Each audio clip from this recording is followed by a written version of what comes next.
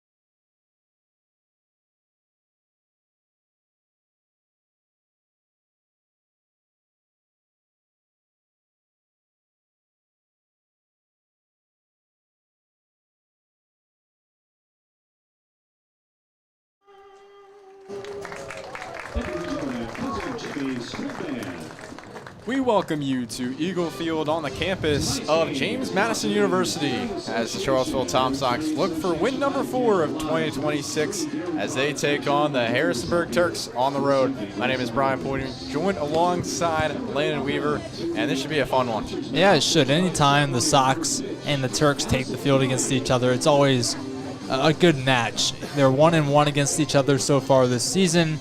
Brian, one team is looking to take advantage in the series lead. The Sox are looking for a divisional win, and it's away from home where the Sox last defeated the Turks. Yeah, I mean, right now the series is tied for 2026. Both teams taking a game on the road now, looking for what would be that elusive second win in the series. As for the Tom Sox, right now they are 3 games behind the Turks at 4th and 5th respectively in the VBL South Division. So this game means something in terms of wanting to chip away at what could be, well, getting back to what they were. Well, Tom Sox start the season 3-9, and what did they do last year? Yeah, they made it all the way to the VBL championships. It's not been the same 3-9 start, Brian. They were not 0-7 last year, but there are some portions of this team where there are very big similarities, and that's the fact of the pitching has been a slight issue so far to start. Pitching was an issue last year as well, but once they got that nailed down, the hitting was never really a problem last year. They always scored. We know this team can score. They scored 13 runs in the game, Brian, and lost to Waynesboro last week. So scoring not a problem. It's just the defense and the errors that they really need to clean up. But it's very doable. You're only 12 games into the season, a third of the way through. But Harrisonburg only being 3 games ahead, it's going to happen. Exactly, and the first team to play after that 3-9 stretch was Harrisonburg Turks. It's kind of written in the stars tonight. Well, tonight is also Dairy Night. You make sure to mention that to our friend who's sitting in Section 4 here. But now we'll take a look at the starting lineup for your Charlottesville Tom Sox. Leading off is the left fielder, Xavier McCory, followed up by the second baseman, Will Yao. The right fielder, Tommy Lansness, batting third, the VBL South Hitter of the Week. Then batting cleanup for the first time this year is first baseman Caden Combs. Then the third baseman Aiden Harris, the designated hitter Luke Craddock, Lucas Ream batting 7th, and the center fielder. And behind the plate is the catcher Sam Summerlin batting 8th. And then rounding out the order is the shortstop in Chase Jackson. We'll also take a look real quick at the Harrisonburg Turks defensive alignment. From left to right in the outfield is Jackson Walker, Mason Greenhouse, and Bennett Gary. In the infield will be Garcia, Perez, Miranda, and Williams from left to right. And behind the plate is Connor Spellman. And pitching for the Harrisonburg Turks tonight is Brody Scott. Brody Scott coming into the year with a .69 ERA in 13 innings pitched. It'll be his 4th start, and his first pitch is grounded to short. Perez makes a throw to first, and it's in time. 1 pitch, 1 swing, 1 out as we get set at 7:02 p.m. Eastern Standard Time. And McCory's been playing pretty well since he came to the Sox. Obviously, you can't judge a game by your first at-bat, but he's hitting right around 400 on the season. Yeah, I mean, swinging a hot bat, he leads the Tom Sox in batting averages now. That'll bring up Will Yao. First pitch by the shoe tops, just over the plate for ball. It's 1-0. Will Yao, a highly touted prospect, a commit for UVA. Time will tell if he makes it onto campus. 1-0, swing and a miss. He'll definitely be looking to hear his name called when that draft rolls around very, very shortly, Brian. Absolutely.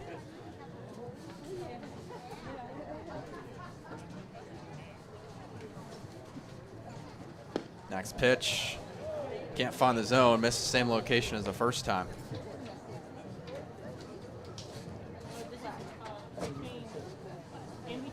Yeah, steps back into the plate. Normally a shortstop today. He'll be taking his cuts from the second base position. The 2-1. That one is lifted in the air to straightaway right field, and making the catch is Bennett Gary for out number 2. Pretty tame so far from the Harrisonburg defense. They haven't been tested a lot. Now you bring up a guy that has tested a lot of defenses in the past week, Tommy Lansness. He was the VBL hitter of the week, the first of the SOX since, 2024, which is pretty incredible to think about. As it was. And the 4th Tom Sock to do it in the 2020s. First pitch to him is inside, around the belt.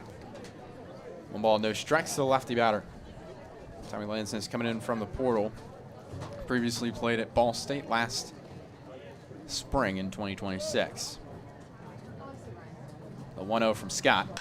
That one is spoiled out into center. Going back is Greenhouse, and he drops it. Can't get a handle on it. Lansness digging in for 2, and he'll have it safely. Well, the Sox have had some of those go the wrong way. It's good to see them that happening on their side this time. Greenhouse settled under it right around the M of the JMU out in center field.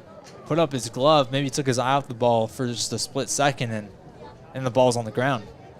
Got to keep your eye on the ball as always. But now, making his first plate appearance for the Tom Sox, the Auburn first baseman Caden Combs. First pitch down low, 1-0. Combs definitely has a big presence out there. All of 6'4", 255. Yeah, he is towering. Easily the biggest Tom Sock batter that we have seen this season. And there are some beefy guys out there in a good way. You talk about Lucas Ream and Luke Craddock. 1-0 is low and away. Combs a ruddy batter. Once again showing that presence, but the straight up shift for the middle infield in Perez and Miranda now shades away. 2-0, shoulder high. And it's now 3 balls, no strikes real quick. So trying to swing the momentum after being in prime position to end the inning. And that will be an E8 charged onto Mason Greenhouse out in center field.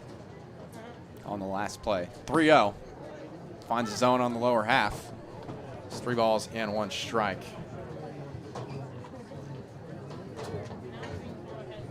Caden Combs and Aiden Harris, who's on deck, both coming from Auburn. And also Clayton Arma on the mound, so nice trio of Tigers as the 3-1 spoiled outside for a 5-pitch walk. Now runners at first and second with 2 away. Harris actually played his college ball at UVA this past season. But the helmets do look very similar out there. The UVA navy and orange, it's very, very similar to that Auburn navy and orange as well. So now Aiden Harris coming in from UVA. Next up is breaking ball in there for a strike. He is a big bat, so if we saw what Lansness could do, I think Harris could easily send those outfielders back to the wall in one swing. Yeah, Harris 6'5", 230 pounds. Quick step off for Scott. Has to throw it back to second. Miranda puts it back. Aiden Harris so far is currently riding a 3-game hitting streak, also a 3-game reached base streak. Has hit and reached base in every single game he's played in. 0-1 is grounded to first. Williams steps on the bag. And an anticlimactic end to an inning that leaves 2 runners on base. We head to the home half of the first. Tom Sox 0, Turks up to bat.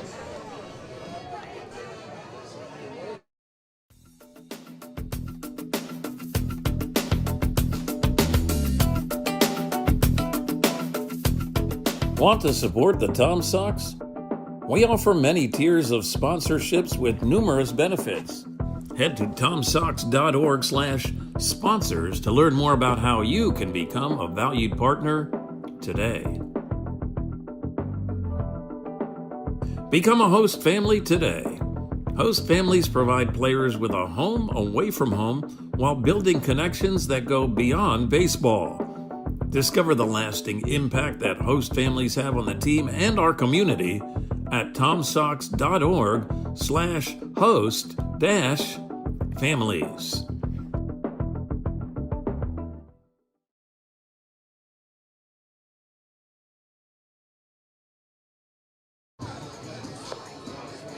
Back now here at Eagle Field after Goyam stepped on the bag. Tom Sox leave runners at first and second. Clayton Arma, the man on the mound for your Tom Sox. So far coming into this one with an 0-1 record and a 12.86 ERA. We'll take a look at the Harrisonburg starting lineup. Leading off is the right fielder Bennett Gary, then the shortstop Andy Perez. The designated hitter Brody Dalton. Batting cleanup is the catcher Connor Spellman. Batting fifth is the first baseman Elijah Williams. Batting sixth is the left fielder Jackson Walker. Then the center fielder Mason Greenhouse batting seventh. Batting eighth is the third baseman Philip Garcia. And then rounding out the order is the second baseman Trey Miranda. And the defensive alignment for your Charlottesville Tom Sox. From left to right in the outfield is McCory, Ream, and Lansness.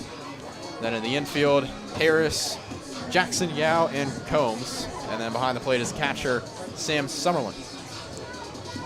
Definitely some changes made in the lineup today. Interesting to see how McCory will fare out in left field. It's not his standard middle infield position, but he's a versatile player. Would not be surprised if we see him succeed out in the outfield as well. As now that'll bring up the man at the plate. It's righty on lefty as Bennett Gary steps in to that lefty batter's box. First pitch he sees down the chute for a strike. It's 0-1.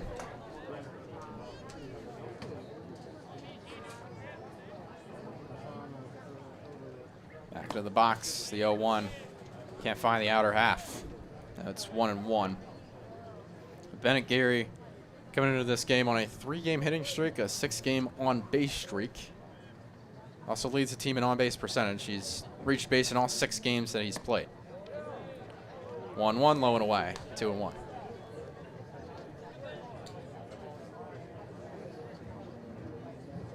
Arm of the man from Auburn towing the slab. 2-1. Gary lays a bunt down the third base line, and it will trail foul. I'll say it stays foul. It's 2 balls, 2 strikes. Good patience from both Summerlin, Clayton Arma, and Aiden Harris. They all crowded around that ball midway down that third base line and just watched it trail foul.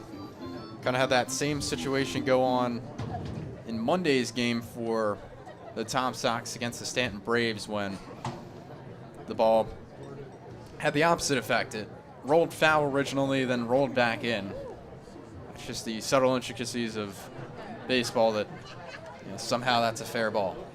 You don't see that very often. It was almost like a finesse shot with a baseball. I don't think you've ever seen that before. I have not. 2-2 pitch. Gary gets a piece of that. It will find the glove of Lucas Ream. It looked to drop in a shallow right center, and he's just able to cover that much ground. Yeah, Ream really had to run for that one, but we've seen him make some pretty nice grabs out in center field and right. There was the catch the other day on Saturday against the Cavaliers. He had to run all the way underneath the tent of the bullpen out in right field to make a grab. So he has that speed in that outfield. Andy Perez now up to bat. First pitch he sees in there for a strike at the knees. That's why we've seen him out in center field so much, is because he can cover that ground that maybe the right fielder or the left fielder can't cover. Next pitch, swing and a miss. Andy Perez down 0-2. So far this season, only 2 strikeouts to his name, 10 walks. Good for probably the second best ratio of that on the Turks team. 0-2. Swing and a miss. It won't matter there. So he gets sent back to the box in the dugout on 3 strikes. It's a good start from Arma. He's struggled his last couple of outings, Brian, but getting a strikeout in your second batter and getting 2 outs in 2 batters, it's the confidence boost that the Auburn Tiger needs. Trying to tap back into his heroics at Waynesboro to start the season back on May 29th. So now the left-hander, Brody Dalton, steps to the plate. First pitch he sees, breaking ball on the outside corner for a strike. Hit by the knees on that one. Dalton batting .282, 4 homers, 17 RBIs on the year. That one outside, low and away. As for him, his 4 home runs lead the team, and his 17 RBIs is second in all the VBL. As the 1-1 to the lefty is taken outside the zone again. He's missed a couple of those pitches arm side today. And Clayton Arma. 2-1. This is inside this time. About the left shoulder. 3 balls and a strike. Tried to overcorrect that time. I expect something maybe low, but down the middle here. 3-1 inside, ball 4. And a 2-out, 5-pitch walk for Brody Dalton. Keeps the line moving for the Turks. And a cleanup number 42, the catcher, Connor Spellman. I'll bring up Connor Spellman. There's a runner at first with 2 outs here in a 0-0 ball game. Bottom of the first. Turks looking to jump out to something.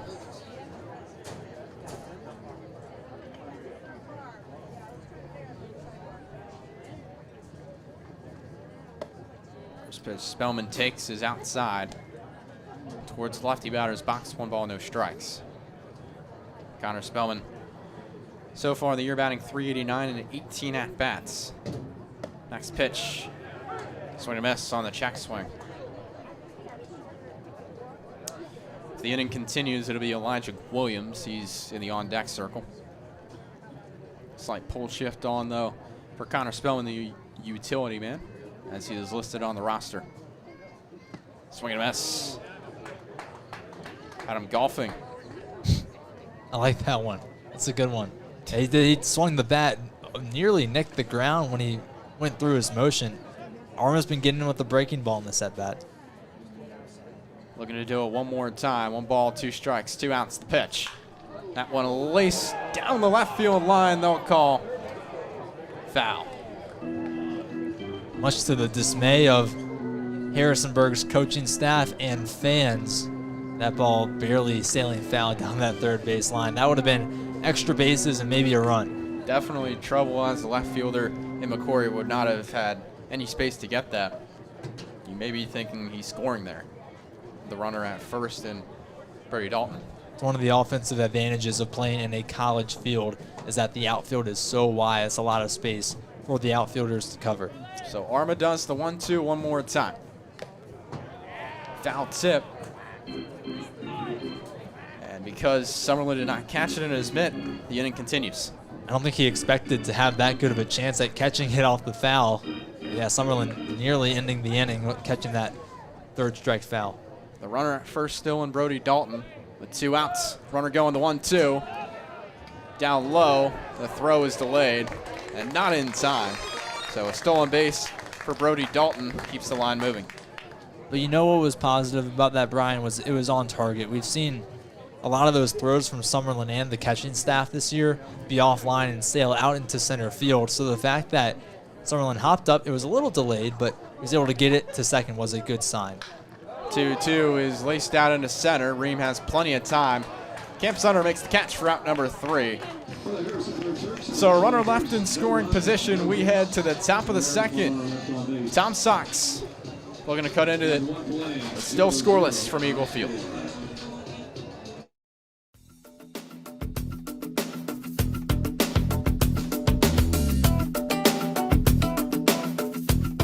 Want to support the Tom SOX? We offer many tiers of sponsorships with numerous benefits. Head to tomsox.org/sponsors to learn more about how you can become a valued partner today. Become a host family today. Host families provide players with a home away from home while building connections that go beyond baseball. Discover the lasting impact that host families have on the team and our community at tomsox.org/host-families. Contribute to Charlottesville Community Baseball today. As a 501c3 nonprofit organization, your support helps the Charlottesville Tom Sox create unforgettable memories and develop baseball's future stars right here in Central Virginia. Visit tomsox.org/donate to see how your gift makes a difference. Back now A here. moment of Tom Sox. Back now here at Eagle Field. Brody Scott in for his second inning of work. Brad Porting alongside Landon Weaver. And so far, a couple missed opportunities for both sides. Yeah, no doubt. Sox got on base with that error out in center field. Mason Greenhouse not able to make the catch. And then a stolen base that got a Harrisonburg Turk runner and Brody Dalton into scoring position, but then the Sox able to spoil that chance and get back onto the bats. So both sides have had some opportunities, Brian, but both sides have also played pretty good defense in keeping everything scoreless. I mean, the line's been pretty clean for both sides. Now Luke Craddock steps up to the plate. For the Tom Sox, it'll be Craddock, Ream, and Summerlin. Craddock entering the portal after playing in the spring at East Carolina University. First pitch, golf down the chute, no balls and a strike. Craddock is a guy that has big bat potential. We actually saw him have a pretty big breakout game last time in Harrisonburg. We went 1 for 3 last night, and we'll have the number on that real quick as the 0-1 is spoiled foul.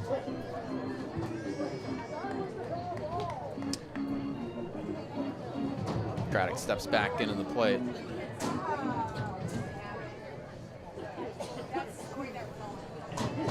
Kind of crowding the righty batter's box he is. No outs here. 0-2 pitch. Outside. Well into the lefty batter's box. Now he's back in. Working righty on righty.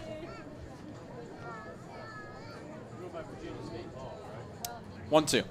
Swing and miss.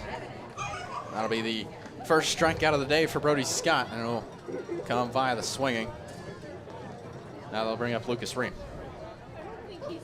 This is the portion of the order where there is a lot of extra base potential, if you will. You think about Caden Combs into Aiden Harris, Luke Craddock, and then Lucas Ream, that middle four. There's a lot of big bat potential. It just hasn't clicked on all 4 cylinders just yet. Well, we'll see how that goes. As now we've reached the bottom of the order in the 7-man. Lucas Ream, first pitch. Hit foul to the backstop. And you talked about how he swung a hot bat. Luke Craddock did in the last time he came here to Harrisonburg. It was a 1 for 4 day with 3 RBIs and a double. So good for him. It's the 0-1. Blown away. Ball and a strike.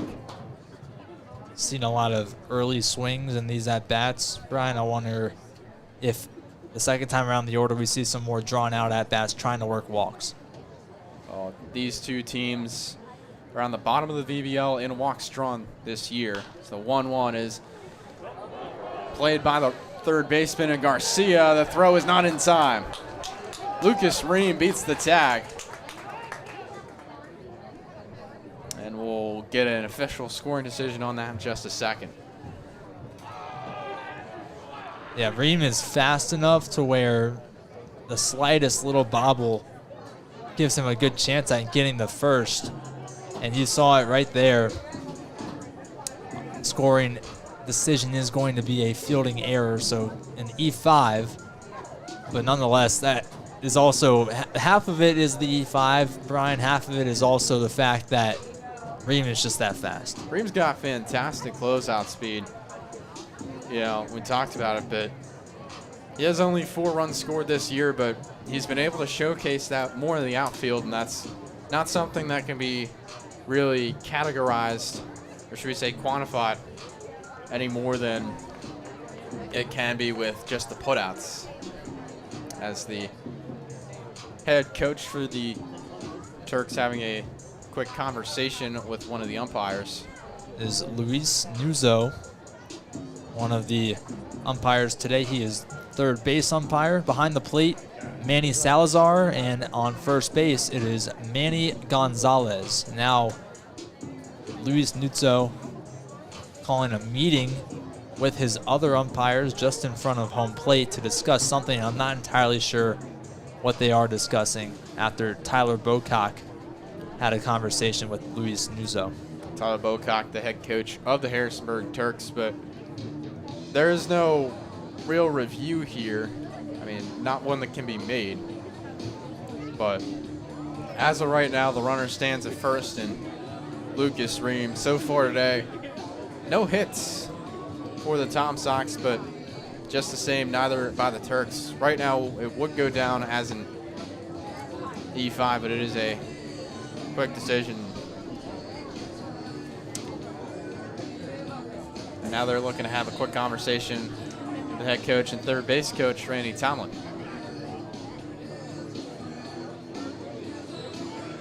Not a great lip reader, Brian, but Randy does not seem pleased by the body language, and all three umpires are talking to him along the third base line. I feel like something is going to go against the Tom Sox very shortly, but I just don't know what. I'm not really sure what it would have been either, because everything looked pretty standard with Ream running to first. I mean, he's talking with Elijah Williams, who plays first base for the Turks, and Thomas Abel over there as well. Everything looks pretty tame. And they reverse the call. They rule it as an out. So glad I wrote that down in my scorebook in black ink. So instead, it's going to be a 5-3 put out. 5-3. Was waiting for the official. Number 18, Samuel Summerlin.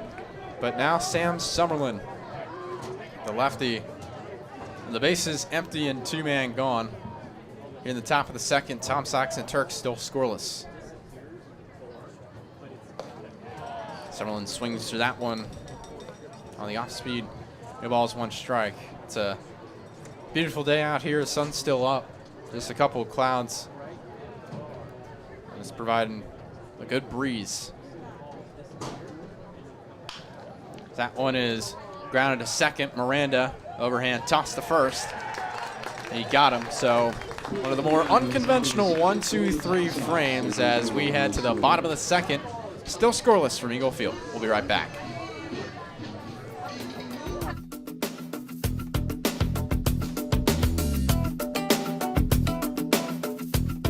Want to support the Tom Sox? We offer many tiers of sponsorships with numerous benefits.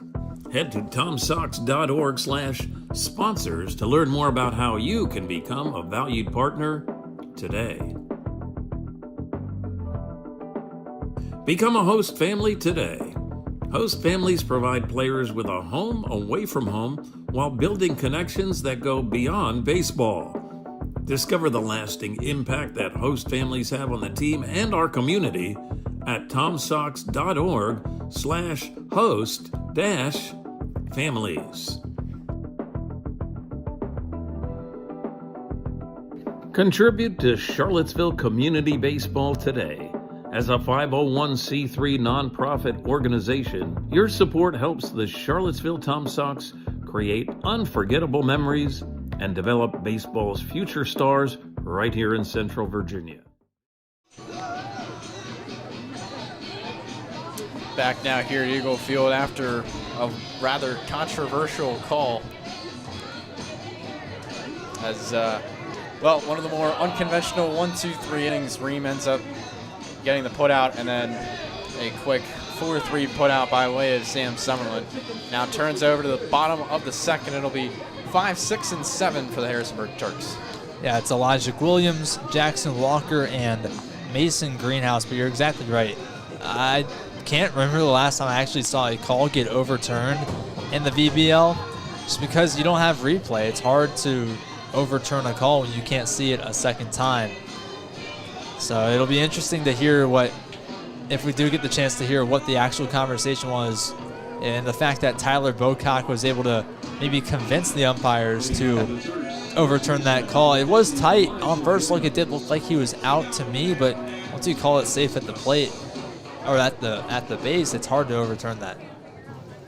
So that'll be Elijah Williams hitting a hot bat as of recent. First pitch, check swing. I'll say he did not go, did not break the plane. But yeah, I mean, he was 0 for 10 after playing the Tom Sox here just last Thursday, and since he's been 6 for 20. And if that name sounds familiar to you guys listening, Williams played for the Sox last year in the middle portions of the season, and he was a slugger. Yeah, correction. Now he's 6 for his last 10 since playing the Tom Sox. He's 6 for 20, batting 300 as it's quickly 3-0 to him. And the pitch, taken down the middle for a strike. He's going to search for that fastball. Obviously, you want to let the 3-0 just kind of sail because you could get ball 4, but 3-1, and that is the desired result for one Elijah Williams. 5-pitch walk. Toss the batting equipment. And a leadoff base runner. First by either side today. So that'll bring up Jackson Walker.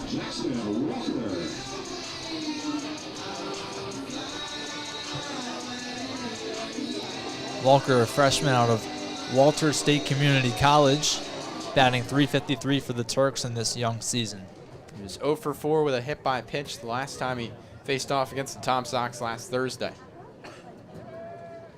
First pitch in there for a strike. Not really sure how much of a base running throw Elijah Williams will be, as well, right now, as the season stands, he has no stolen base attempts. As that one, a quick line out. Harris tracks the runner back to first. 5-3 double play. And quickly, 2 gone here in the bottom of the second.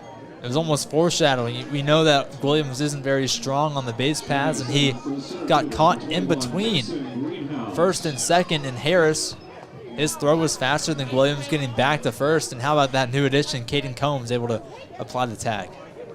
That's that connection. That's the first pitch to Mason Greenhouse, swing on and missed. It's the connection these guys can really make just after being here for a couple days together. And we really saw that a couple days ago on the road trips. Their conversations very well. It seems like they've been playing together since Little League.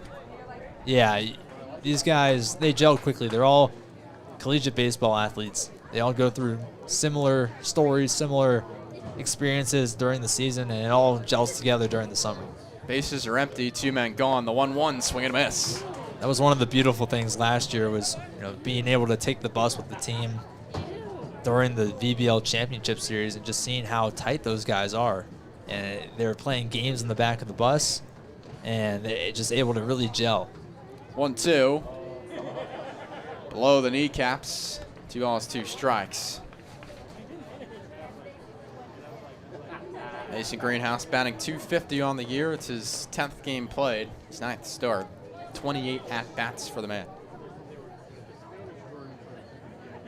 Pitching clock down to 5, 2-2 is shoulder high. That'll run the count full.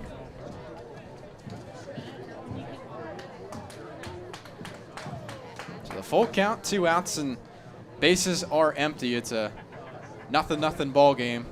Bottom of the second. That one is laced into center field.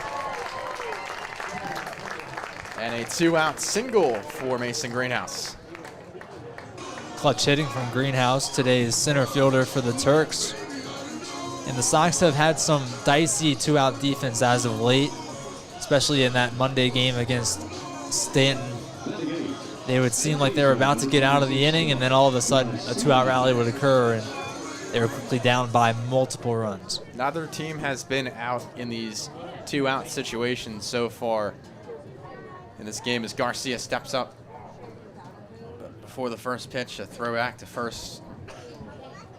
The runner is safe in Mason Greenhouse.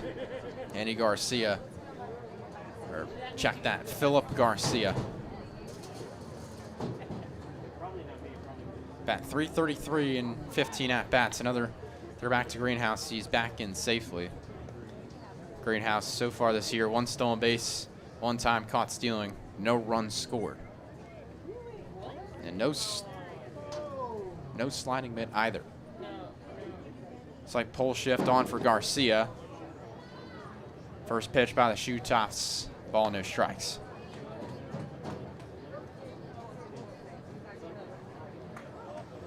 Garcia also slugging 400. Another throwback to Greenhouse, back in safely.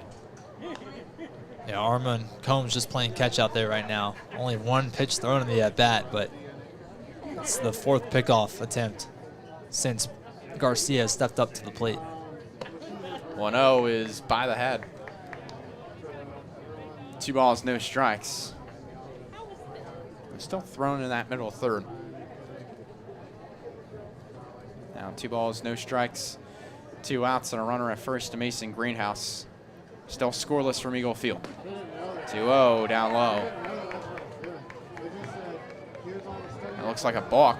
Sends Greenhouse to second. Interesting. I didn't see anything that looked out of the ordinary from Arma or Summerlin, but well, I guess that's what they called it.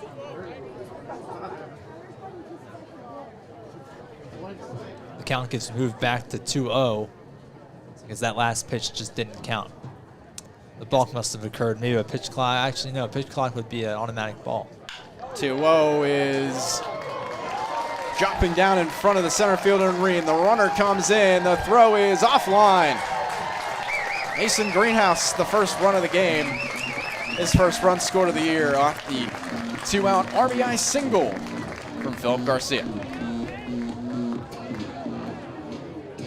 I think Clayton Arma was a little rattled in that at-bat, considering the balk, and then threw a fastball right over the heart of the plate. And Garcia took that and ran with it.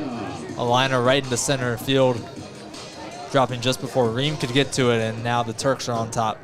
Trey Miranda up to the plate, batting 242 on the year. First pitch, swing and a miss down the chute. Trey Miranda, a 5-game on-base streak, and a 3-game hitting streak. Will look to continue here. That runner on first still with 2 outs. Turks lead 1-0 over the Tom Sox. Get me over breaking ball, finds the glove.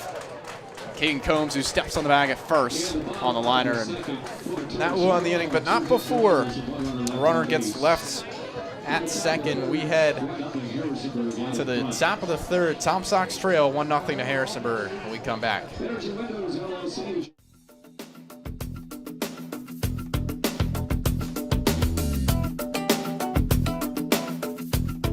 Want to support the Tom Sox? We offer many tiers of sponsorships with numerous benefits. Head to tomsox.org/sponsors to learn more about how you can become a valued partner today. Become a host family today. Host families provide players with a home away from home while building connections that go beyond baseball. Discover the lasting impact that host families have on the team and our community at tomsox.org/host-families. Contribute to Charlottesville Community Baseball today. As a 501c3 nonprofit organization, your support helps the Charlottesville Tom Sox create unforgettable memories and develop baseball's future stars right here in Central Virginia. Visit tomsox.org/donate to see how your gift makes a difference. Tom Sox Baseball. Tom Sox trail 1-0 after the 2-out RBI single from Philip Garcia. Looking to cut into that, maybe get a tie, or even take the lead. We head to the top of the third. Brian Porty alongside Landon Weaver, and well, with 9-1-2 coming up to the plate, what do they need to do to recorrect? It all starts with Chase Jackson getting on base by any means necessary. just start off with something positive and let that carry on. You have McCory and Yao behind you, so you know that you have a good chance of being brought around if you get yourself on. Chase Jackson batting 129 and 31 at-bats this season. First pitch he sees inside, 1 ball, no strikes. Chase Jackson coming in from Seminole State College, which is a junior college in the FCS AA. It's the 1-0, again inside, has to back away. It's 2 balls, no strikes. Chase Jackson of the FCS AA, that's the Region 8 of NJCAA, which is the American Junior College Baseball Association and much more. 2-0. That one is popped up in foul territory. Tom Sox dug outside. Williams camps under to make the catch.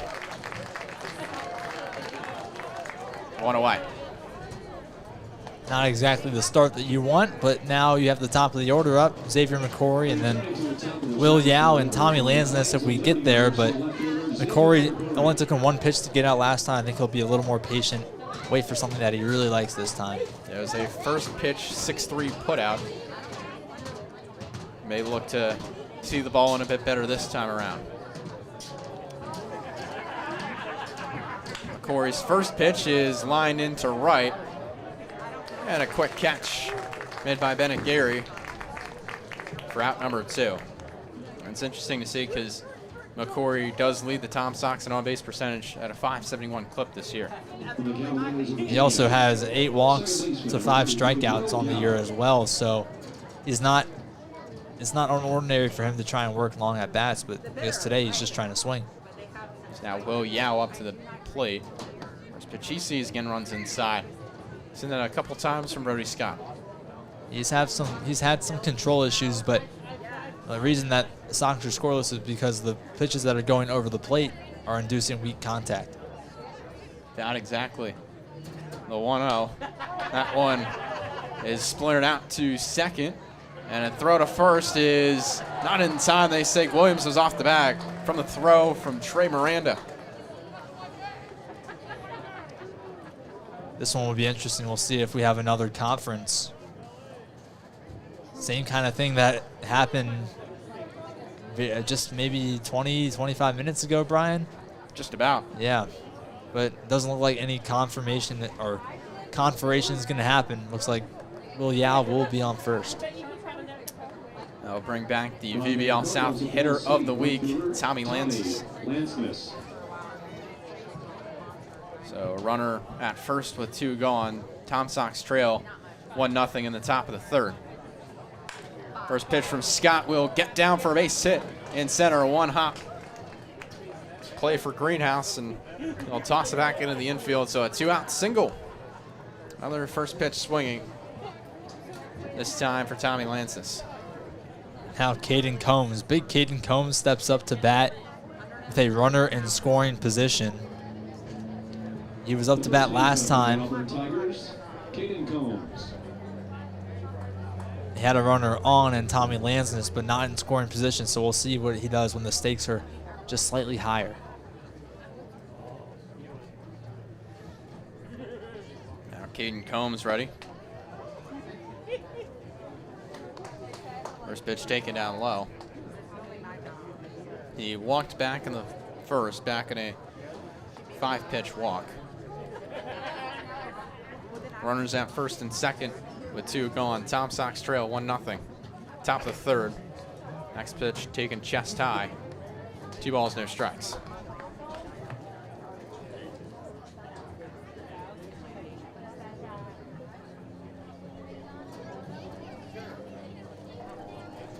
Combs coming in from Auburn. Had that run to the Super Regionals that was ended by Ole Miss at home at Plainsman Park. It's back-to-back years the Tigers bow out in the Supers. Last year to the eventual national runner-ups. The Coastal Carolina Chanticleers is a quick throw back to second, and the runner back in safely, and Will Yao.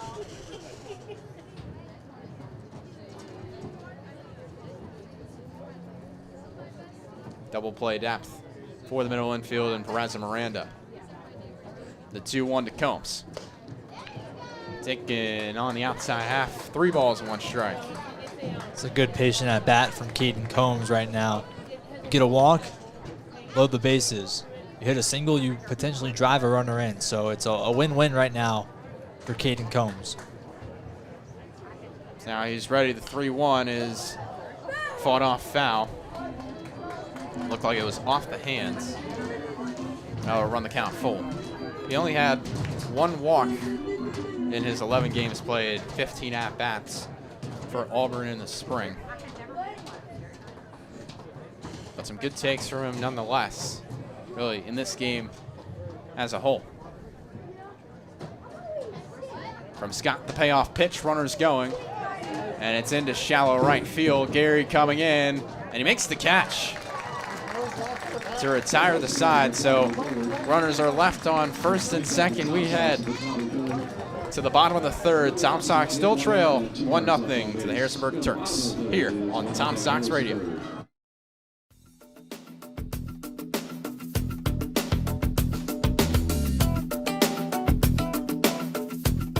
Want to support the Tom Sox? We offer many tiers of sponsorships with numerous benefits.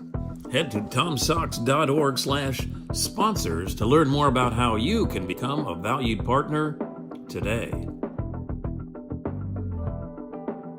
Become a host family today. Host families provide players with a home away from home while building connections that go beyond baseball. Discover the lasting impact that host families have on the team and our community at tomsox.org/host-families.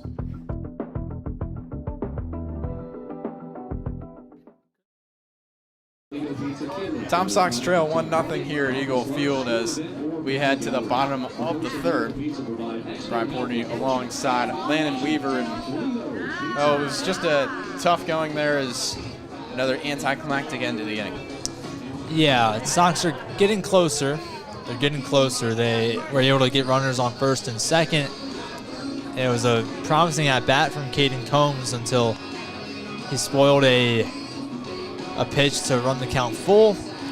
And then eventually Harrisonburg was able to milk their way out of that at-bat, getting all the way into a pop-out into right field, and then Combs that retired the side, and they weren't able to bring any runs in. But Harrisonburg only 1 run so far, so the game is still very much in jeopardy between both sides. We hope not to milk all these references, as it is indeed Dairy Night from the ballpark.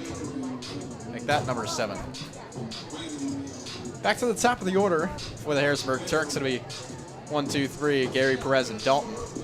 Bennett Gary flew out to Raymond center back to lead off the bottom of the 1st.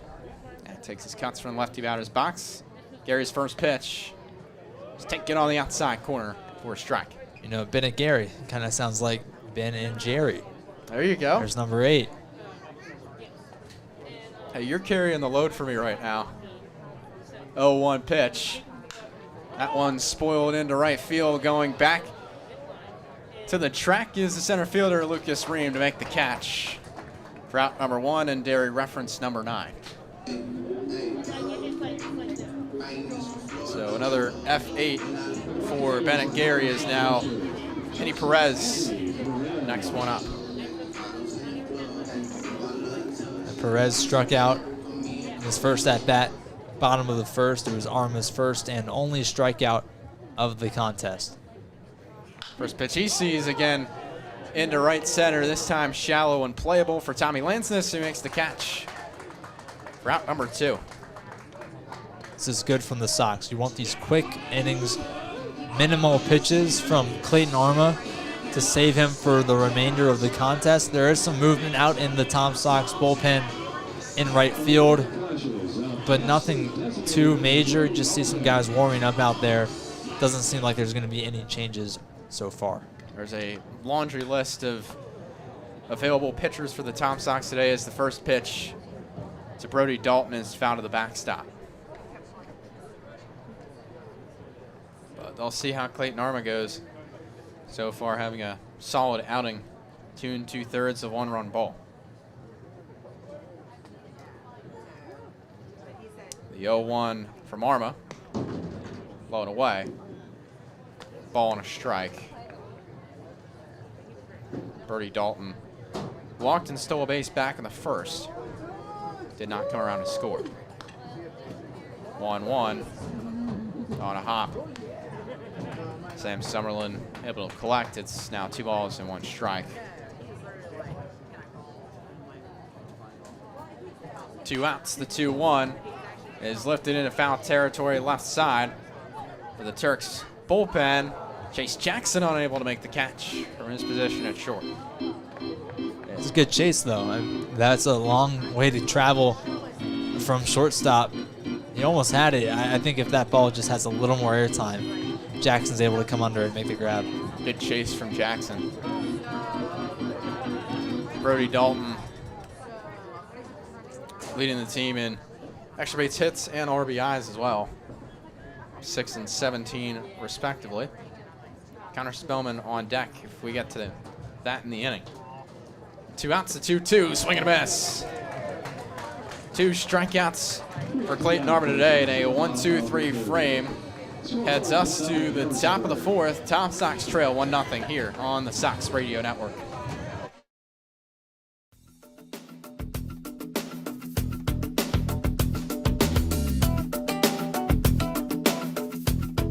Want to support the Tom Sox? We offer many tiers of sponsorships with numerous benefits. Head to tomsox.org/sponsors to learn more about how you can become a valued partner today. Become a host family today. Host families provide players with a home away from home while building connections that go beyond baseball. Discover the lasting impact that host families have on the team and our community at tomsox.org/host-families. Contribute to Charlottesville Community Baseball today. As a 501c3 nonprofit organization, your support helps the Charlottesville Tom Sox create unforgettable memories and develop baseball's future stars right here in Central Virginia. Harris, Craddock, and Ream due up to bat for the Tom Sox in the top of the 4th. We're once again kind of rolling along. 50 minutes so far in those 3 innings. Knock on wood, Portney. Knock on wood.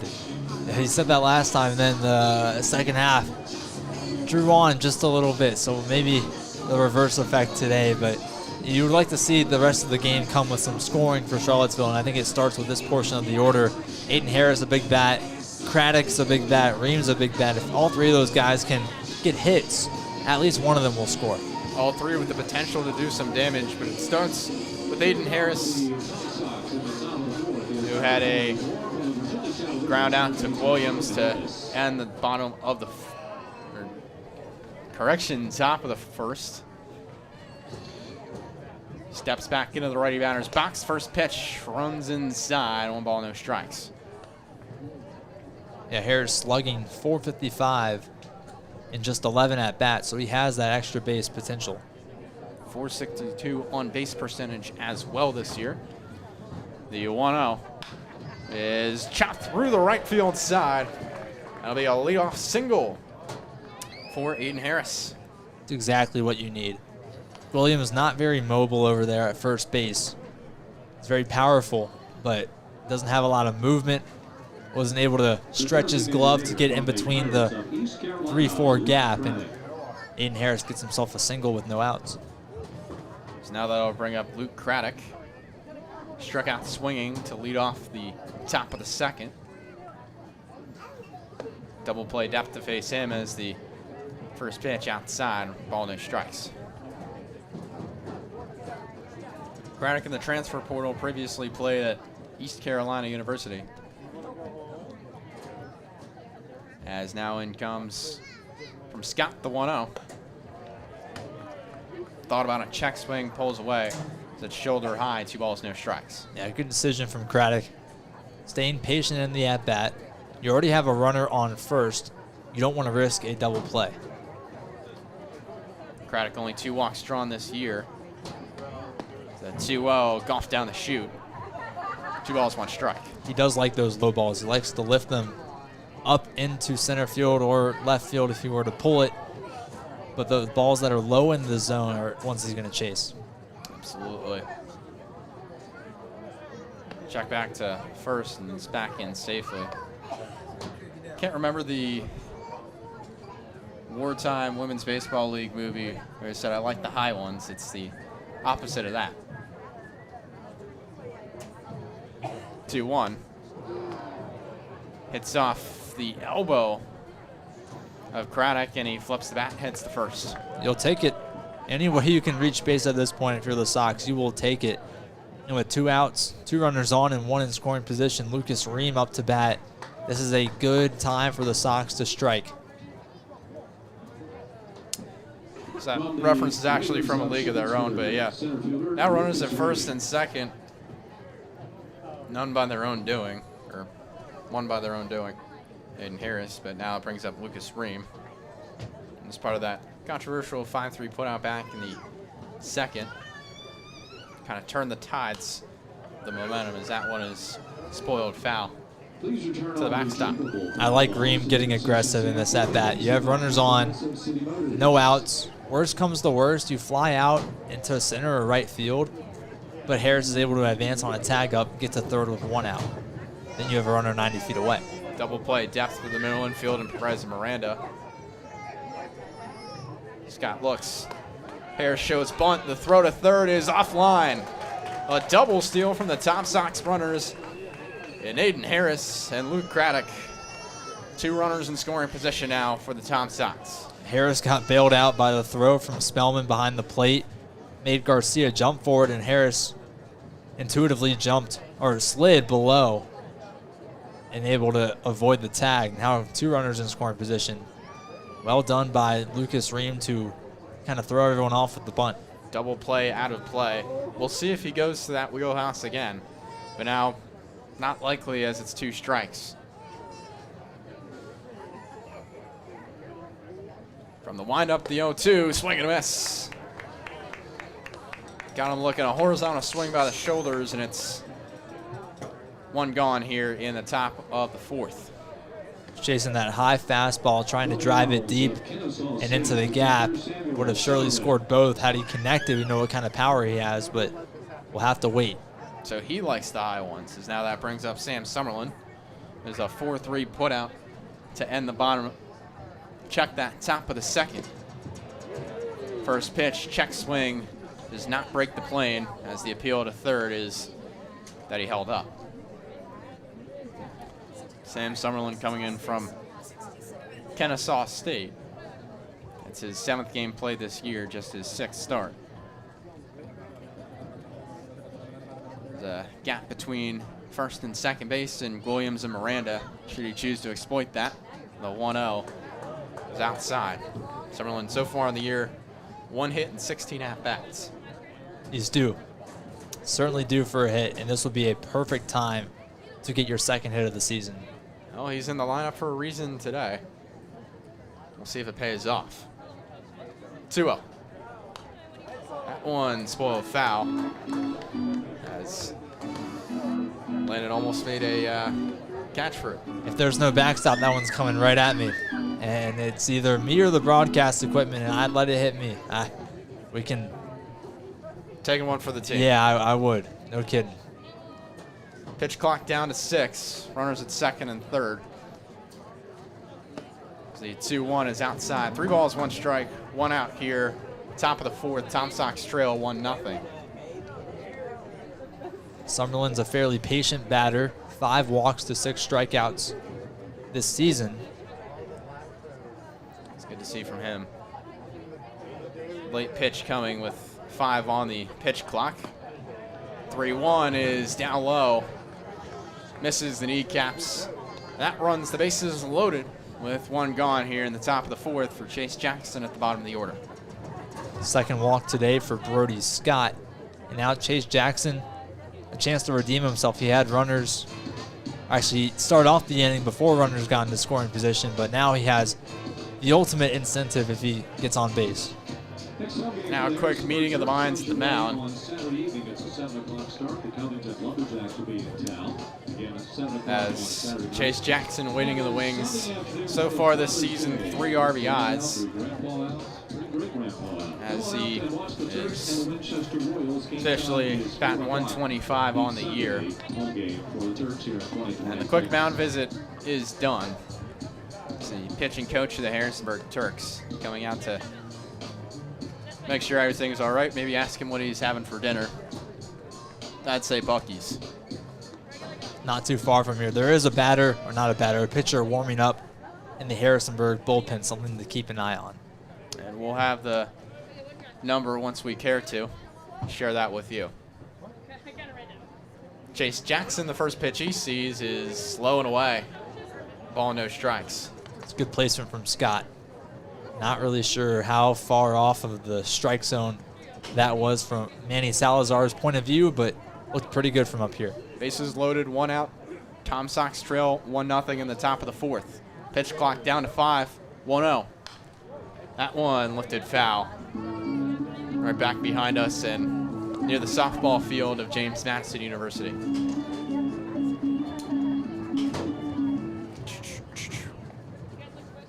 Still looking for a number on the man in the bullpen for the Harrisonburg Turks. We'll have it once we see it. Now once again, bases loaded, 1 out. Pitch clock down to 1, finally gets it off in time, the 1-1. Runs inside, 2-1. Good eyes from Chase Jackson in this at-bat so far. 6 walks on the season, but this one, none bigger than the one right now if he were to earn it.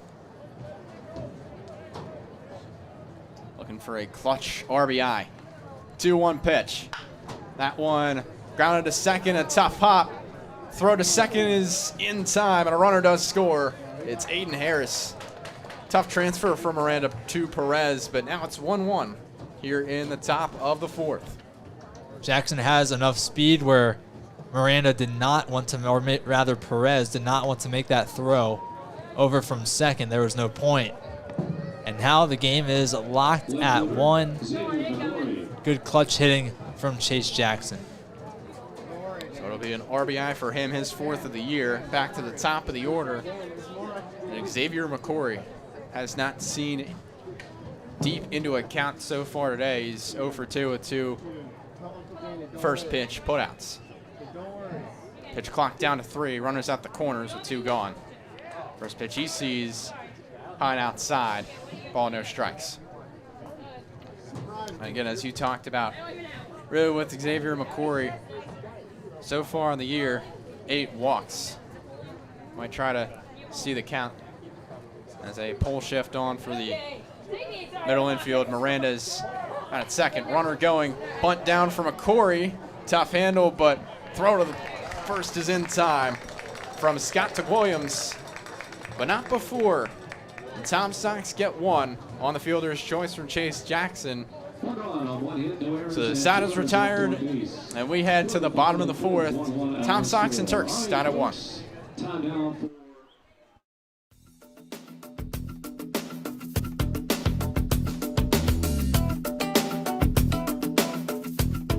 Want to support the Tom Sox? We offer many tiers of sponsorships with numerous benefits. Head to tomsox.org/sponsors to learn more about how you can become a valued partner today. Become a host family today. Host families provide players with a home away from home while building connections that go beyond baseball. Discover the lasting impact that host families have on the team and our community at tomsox.org/host-families.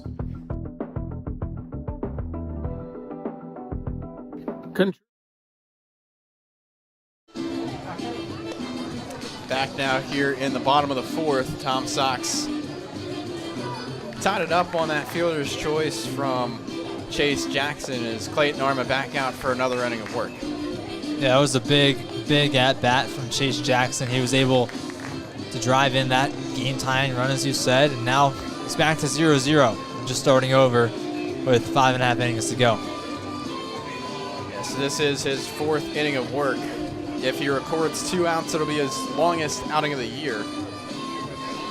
His longest outing of the season to date was that 7-2 loss against Waynesboro to start the season back on May 29th. It was 3 1/3 innings pitched, 2 earned runs. Right now he's got 3 1/3 innings pitched, and well, he's got 1 earned run to his name. Back in the second, that was from Philip Garcia. There's now Connor Spellman back up to the plate. It'll be Spellman, Williams, and Walker in the middle of the lineup as the first pitch is lined into left and drops in front of McCory for a leadoff base hit.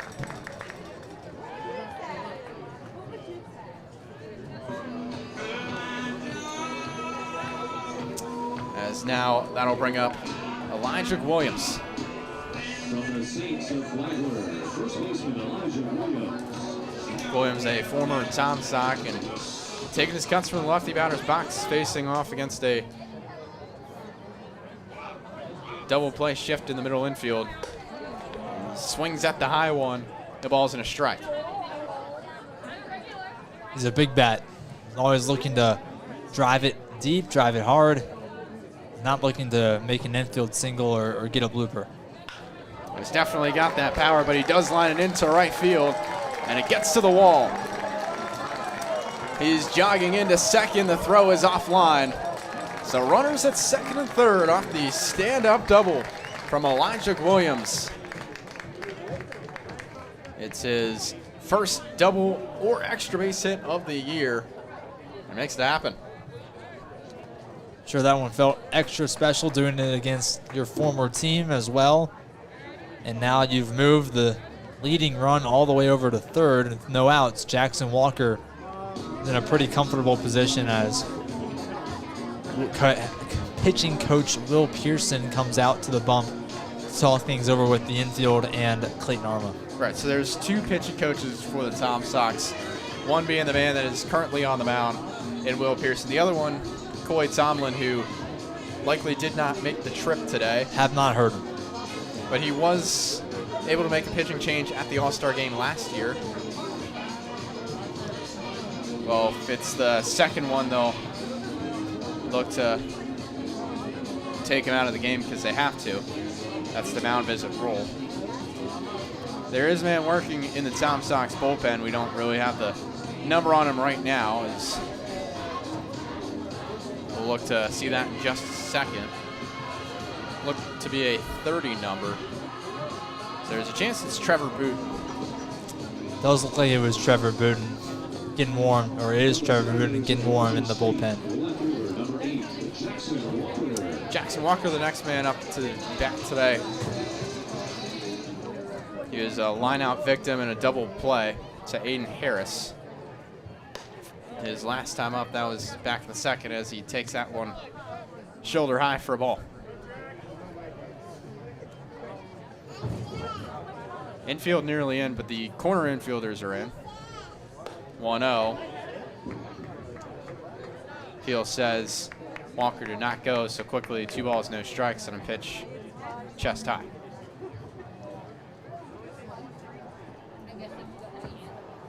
Pitching clock down to 10. Arma trying to calm down out there, the 2-0. Breaking ball in there on the outer half. When he goes to that, it looks really pretty. Haven't seen a ton of it today. He's been more fastball, but divvying it up a little bit with the breaking ball has been nice. Yeah, really has been. 2-1. Another breaking ball misses up high. Head level, 3 balls, 1 strike. That was kind of the stuff that we were singing his praises of to start the season. A lot of great breaking ball stuff. Runners at second and third, nobody out. Tie ball game. 3-1, swing and a miss. Here in the bottom of the 4th. Philip Garcia, the lone run for the Turks today, scored on an RBI single back in the second. 3-2. Swing and a miss. The 3rd punch out of the day for Clayton Arma. And a leverage situation cools down the bats for just a moment.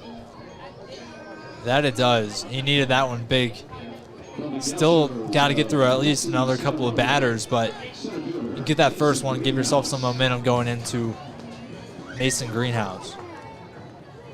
Greenhouse now up to the plate. He singled and came around to score back to the second. First pitch he sees in there for a strike. It's 0-1.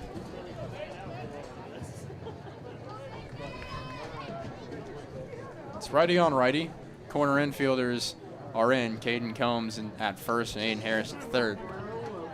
0-1. Swing and a miss. Something low and away. Would not have liked to take that one. Sort of an infield in shift on the right side of the infield as well, as Will Yao is near that. The 0-2 is Shu Tops down low. Ball and 2 strikes. Chase Jackson still playing in between the infield in terms of depth. Runners at second and third, 1 out. 1-2. Swing and a miss. Got him again. Back-to-back punch-outs. And it's officially Clayton Arma's longest outing of 2026. How about that? At this point, you want to let him go as long as he can go. Now that you've got 2 outs, runners cannot advance on a tag or a fly out. You've got a lot more rain if you're Arma out there. 4 punch-outs for him today is the villain of the story early, and Philip Garcia steps back up to the plate. He had that RBI single back in the second. He takes that one outside, 1 ball, no strikes. Well, the villain of the story for the Tom Sox, I guess you should say. 1-0. Blown away. Mixing in the fastball once more. Remember, takes off the cap and comes back. Runners at second and third, 2 outs here. In the bottom of the fourth, Turks. See that one go, 3 balls and no strikes. Harrisonburg Turks so far today, 2 for 5 with 2 outs. As for Charlottesville, they're 1 for 7. Garcia steps back in. 3-0 is up high for ball 4. It'll be his second walk taken of the year.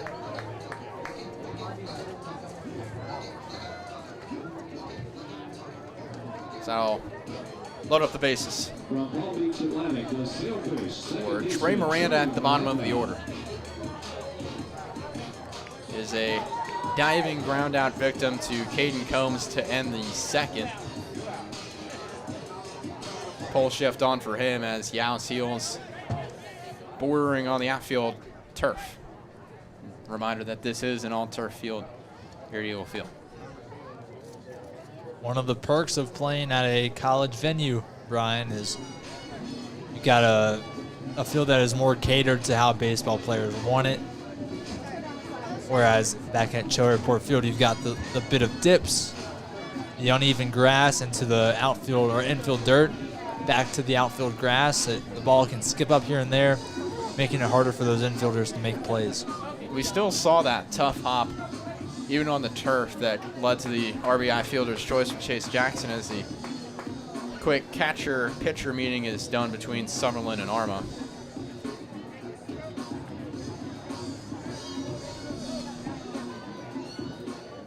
Both middle infielders playing deep as Jackson, his heels on the outfield grass.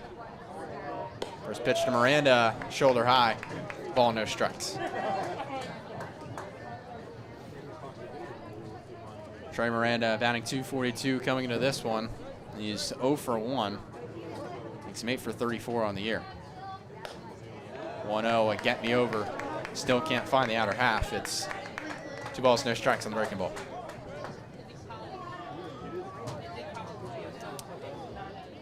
Miranda, 8 RBIs on the year. Looking to drive in some more. 2-0. Finds the outside corner for a strike. 2-1.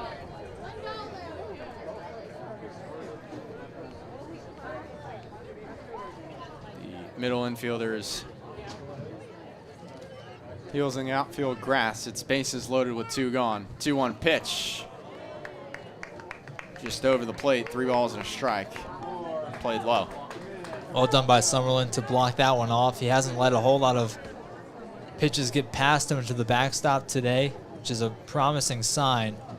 Especially now, you wouldn't want that to happen. That's a run.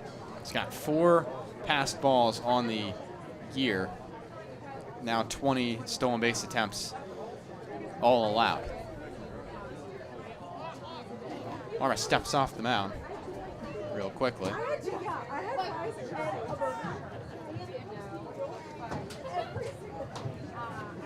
And something is resolved as he's back, ready to go.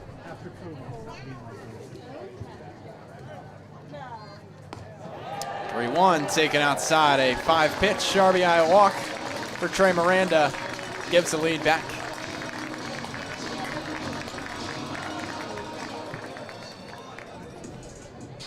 Arma was looking so comfortable after the Mason Greenhouse strikeout. You would think that he'd be able to continue, maybe even get out of the inning scoreless, but now there is a change as Tomlin comes out to the bump and the door swings open out in right field.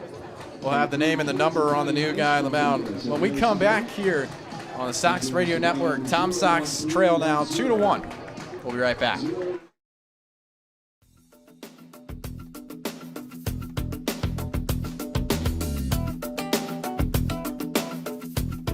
Want to support the Tom Sox?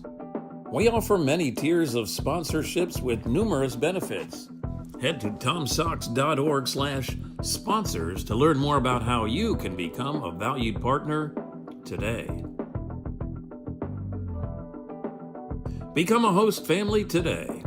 Host families provide players with a home away from home while building connections that go beyond baseball. Discover the lasting impact that host families have on the team and our community at tomsox.org/host-families. Contribute to Charlottesville community baseball today. The new man on the mound is indeed Trevor Booten. Still a 2-out situation with the bases loaded. And we have the numbers on the new guy. Trevor Booten, his second appearance, the first time he had that save in the Sunday win over Covington. I believe it was over Covington? Saturday over Culpeper. Saturday over Culpeper. You had the first letter of the day right, and you also had the first letter of the team right. So we were close. I'm just messing with you, but baby steps. Yeah, Saturday versus they all run together at some point, and then Sunday they were supposed to go to Covington, but it got rained out. They all run together, don't they? That's the beauty of summer league. Yeah, I mean I'm not going to re-script that there. You guys know he had the save against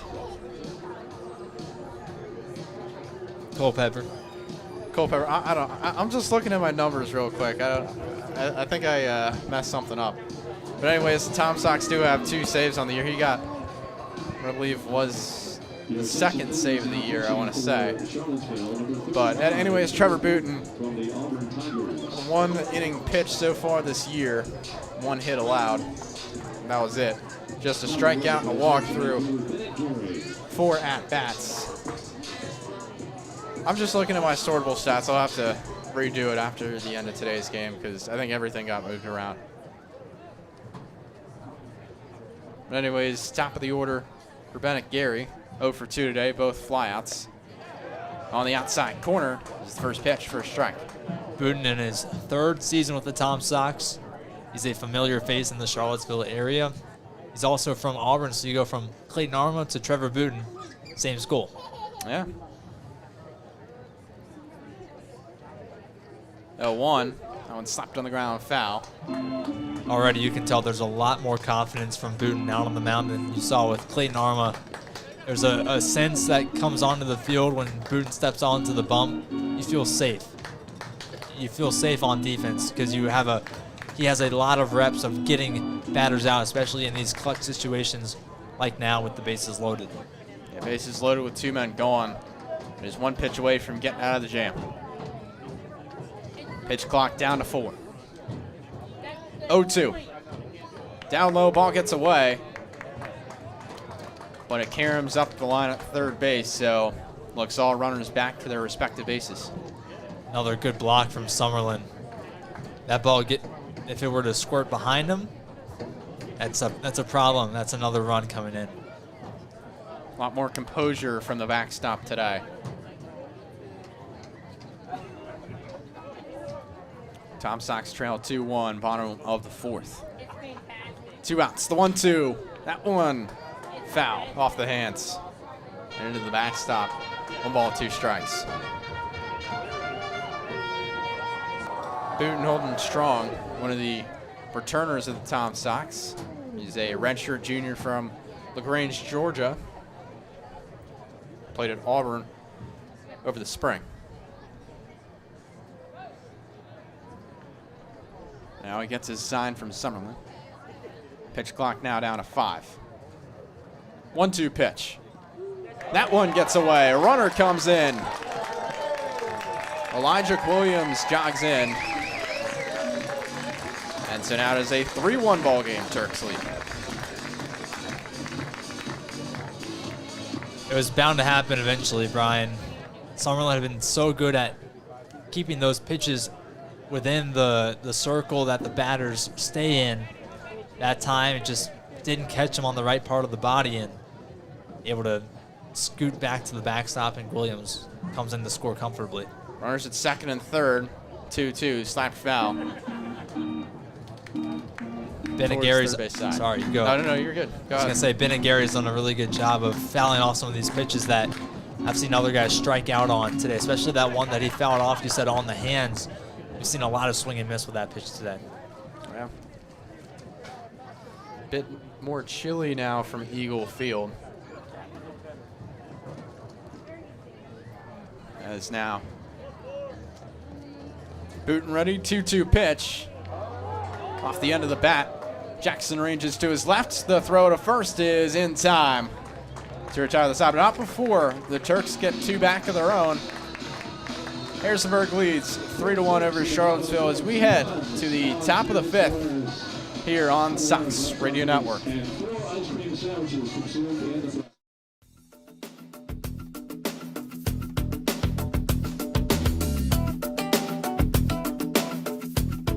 Want to support the Tom Sox? We offer many tiers of sponsorships with numerous benefits. Head to tomsox.org/sponsors to learn more about how you can become a valued partner today. Become a host family today. Host families provide players with a home away from home while building connections that go beyond baseball. Discover the lasting impact that host families have on the team and our community at tomsox.org/host-families. Contribute to Charlottesville Community Baseball today. As a 501c3 nonprofit organization, your support helps the Charlottesville Tom Sox create unforgettable memories and develop baseball's future stars right here in Central Virginia. Tom Sox now trail 3-1 after the 2-run 4th for the Turks. They look to get some of it back here in the top of the 5th. Brian Portney alongside Landon Weaver as, well, the moo calls from the left field side continues on Dairy Night. And we got a couple Turk players out there as well giving their best shouts, moves. I don't know what you would call it, but maybe the winner gets some ice cream. I'm not really sure. Dairy Night it's definitely a first. I don't think I've ever been at a ballpark with a Dairy Night, but definitely brings the vibe up a little bit. Absolutely. I mean, there's a lot to do with fan involvement as now back to next batter and Yao. It'll be 2-3-4 as he fouls that one off. Yao, Lansness, and then Combs. So a pretty good portion of the lineup coming up for the Sox. You got to take advantage of that. Potential for the hot bats. He's 0 for 1 on the day, reached on an E4. As he laces that one to the left field side, Will Yao will lead off double. And it's back-to-back leadoff singles. Check that.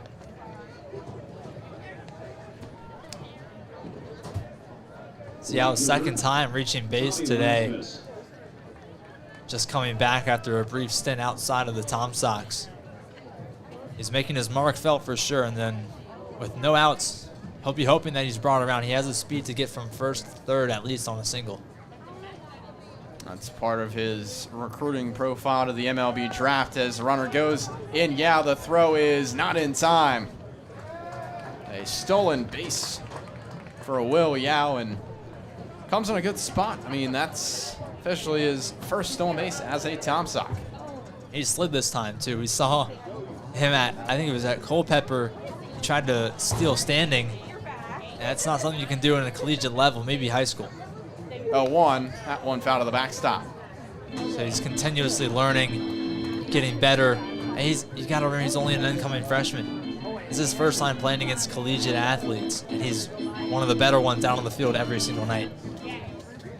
Well, this will definitely help his draft stock, either in the MLB draft or for Virginia for that matter. Pitch clock down to 5, runner at second. The 0-2 is up high. Lansness backs away, ball and 2 strikes. Yeah, Scott was not pleased with that throw. He kind of did a twirl on the mound right after in disbelief of how off that pitch was compared to where he wanted it. So now Will Yao, the man at second, pole shift on as Miranda plays that ball on the grounder. Throws to first in time. He was in the outfield grass. But the runner advances in Will Yao, so the tying run is up to the plate. But to chip away at that run at third, he's just 90 feet away. Would you bunt here? With Caden Combs? No way. Yeah, with the Frizz, no way. And, well, Caden Combs up to bat. That one first pitch outside. The only reason I ask is because of how fast Yao is. Even though Combs would be surely thrown out at first, I think the chances of Yao scoring would be far greater. Well, we'll have to see. The 1-0 to Combs is down the chute for a strike. Not showing any intentions of it. I mean, I don't think he would. Just right now. Pitch clock down to 8. 1-1. That one is golfed into shallow left. Coming in is Walker, and he's able to make the catch. Yao tagging from third. The throw to home is not in time. Will Yao on the sac fly. And it's now 3-2 Turks. I love it. You know, one of the things I loved about that play was when the ball's in the air, Yao turns to his right and is talking to Tomlin. Should I go? And Tomlin gave him the go-ahead, and rightfully so. That kid is fast, blazing speed down that third base line. Seems like anywhere outside of the infield is playable for Yao if he is the runner at third. Is now that'll bring up Aiden Harris. He flares that one foul to the right field side. I mean, from that location where Walker caught it, not many people are tagging up. That wasn't too far from the infield.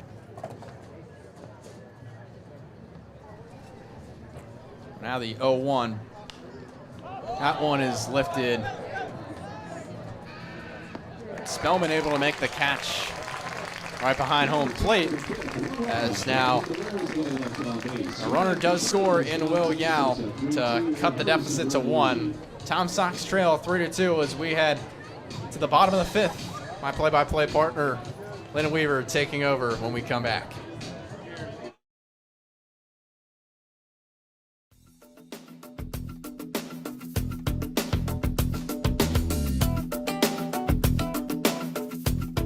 Want to support the Tom Sox?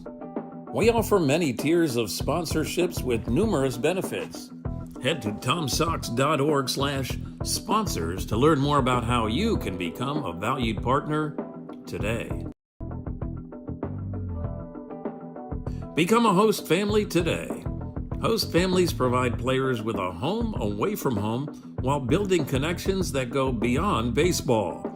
Discover the lasting impact that host families have on the team and our community at tomsox.org/host-families.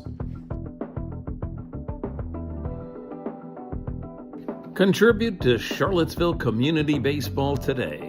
As a 501c3 nonprofit organization, your support helps the Charlottesville Tom Sox create unforgettable memories and develop baseball's future stars right here in Central Virginia. Visit tomsox.org/donate to see how your gift makes a difference. Don't miss a single moment of Bottom fifth in Harrisonburg. Your score, the Turks 3, the Tom Sox 2, after Will Yao was brought home on a Caden Combs RBI fly out to left in the top of the fifth. They'll look to play some defense with Trevor Booten on the bump, filling in for Clayton Arma. 2-3-4 due up for the Turks. It's Andy Perez in the righty's batter's box to start. Booten kicks and delivers. First pitch, can't catch that outer edge, ball one. Yeah, I mean, it was the longest outing of the year for Clayton Armour in 3 2/3 innings pitched.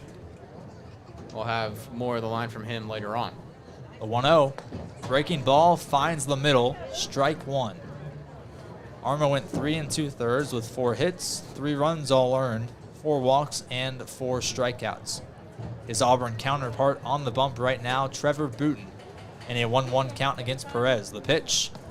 Breaking ball in the dirt, 2-1. It's been all Tiger Town out on the mound, but yeah, Booten right now in this count, missing early on the outside. Came in, got the Sox out of a bases-loaded jam with just 1 run. The 2-1 pitch, upstairs, 3-1. Perez streaking ahead in this count. Don't want to call that an overcorrect, just able to put that back in, but unable to find the zone. The righty Perez 0-2 today. The 3-1 pitch right down the middle, strike 2, as Perez was jogging halfway down the first base line thinking he had earned a walk. Now that one caught the upper half. I mean, it was just under the lettering of the Turks, so you got to be cognizant before you drop the bat. Full count pitch coming from Booten. He kicks, fires, slimed into Jackson's glove. It's short, the toss to first. Combs gloves it, and that's out number 1. Yeah, good to see back-to-back 6-3 putouts for this Tom Sox defense. Chase Jackson getting his money's worth today. It's the most comfortable he's looked in middle infield this season, Courtney. Yeah, I mean, we've seen a lot of the errors come from the middle infield, so it's nice to see some of that come back. Just taking the extra step, fundamentals. Designated hitter for the Turks, Brody Dalton up to bat. Sophomore out of Kent State, as his Turks lead 3-2. Bottom 5, 1 gone. The first pitch to the lefty from Booten is upstairs, ball 1. Yeah, as for Brody Dalton, 0 for 1 with the strikeout today. His last time up, also walked and stole a base back in the first. A threat on the base paths if he gets there. The 1-0 pitch sails low below the zone, ball 2.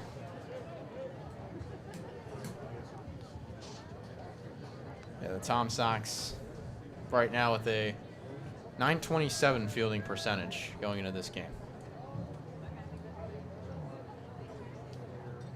The 2-0, Booten kicks, fires. It's fouled backwards by Dalton over the press box. 2 balls and a strike with 1 out. Turks lead by 1 in the bottom half of the 5th inning. Brody Dalton this season, 11 games, 11 starts. Started today as well, so make that 12-12. He's in a 2-1 count with Booten. The pitch, Dalton check swings, did not go. The pitch was low below the zone, 3 balls and a strike. So he's starting to miss slow, he's starting to miss a bit high, but he's mainly missing on that lower half. The 3-1 from Booten catches that inside edge up top. Full count again for the Auburn Tiger.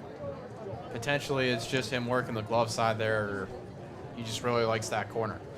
The full count pitch. Tapper over to Combs. He tosses to a running Booten at first, and the tag is applied. 2 outs and 2 batters for Trevor Booten as the Sox trail the Harrisonburg's Turks 3-2 in Harrisonburg. Yeah, I mean, that was just a good play. It almost looked like it was going to be too tough of a play to make, but that's why you do PFPs, pitcher fielding practice. You're able to run over there, and he makes a great play and quickly 2 away, and there's nobody on the base paths. Up next, another righty for Trevor Booten to deal with. It's Connor Spellman, the catcher for the Turks. 2 gone, bottom 5. The pitch, Spellman watches it sail below the zone for ball 1.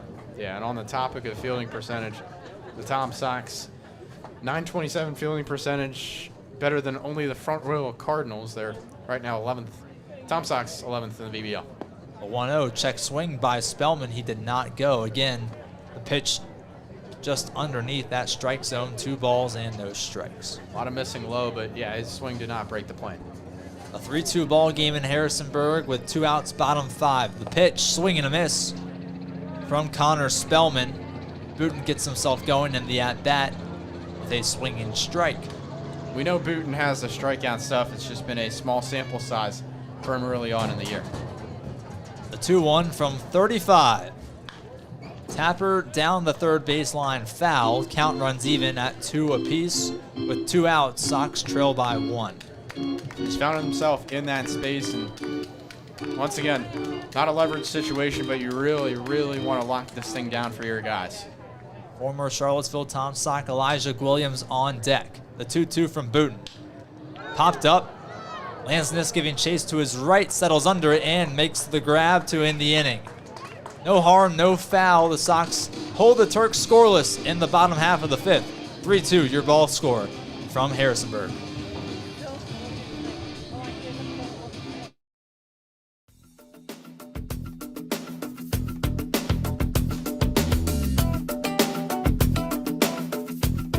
Want to support the Tom Sox? We offer many tiers of sponsorships with numerous benefits. Head to tomsox.org/sponsors to learn more about how you can become a valued partner today. Become a host family today. Host families provide players with a home away from home while building connections that go beyond baseball. Discover the lasting impact that host families have on the team and our community at tomsox.org/host-families. Brody Scott working in his 6th inning of pitching for the Harrisonburg Turks as the home team leads the Tom Sox 3-2 at Eagle Field at Veterans Memorial Park in Harrisonburg, Virginia. Landon Weaver, Brian Portney with you as we enter the top of the 6th.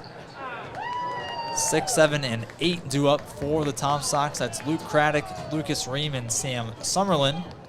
Sox donning their green jerseys with blue sleeves. The Turks in their red home jerseys with white pants. Field dimensions at Eagle Field are 400 to straightaway center, 320 to right, and 330 to the left foul pole. It's a beautiful ballpark. It really is. I mean, it takes batters with real beef, real power in order to kind of spoil something out into 400 dead center or really anywhere. I mean, a home run in any other ballpark is a pop-up here.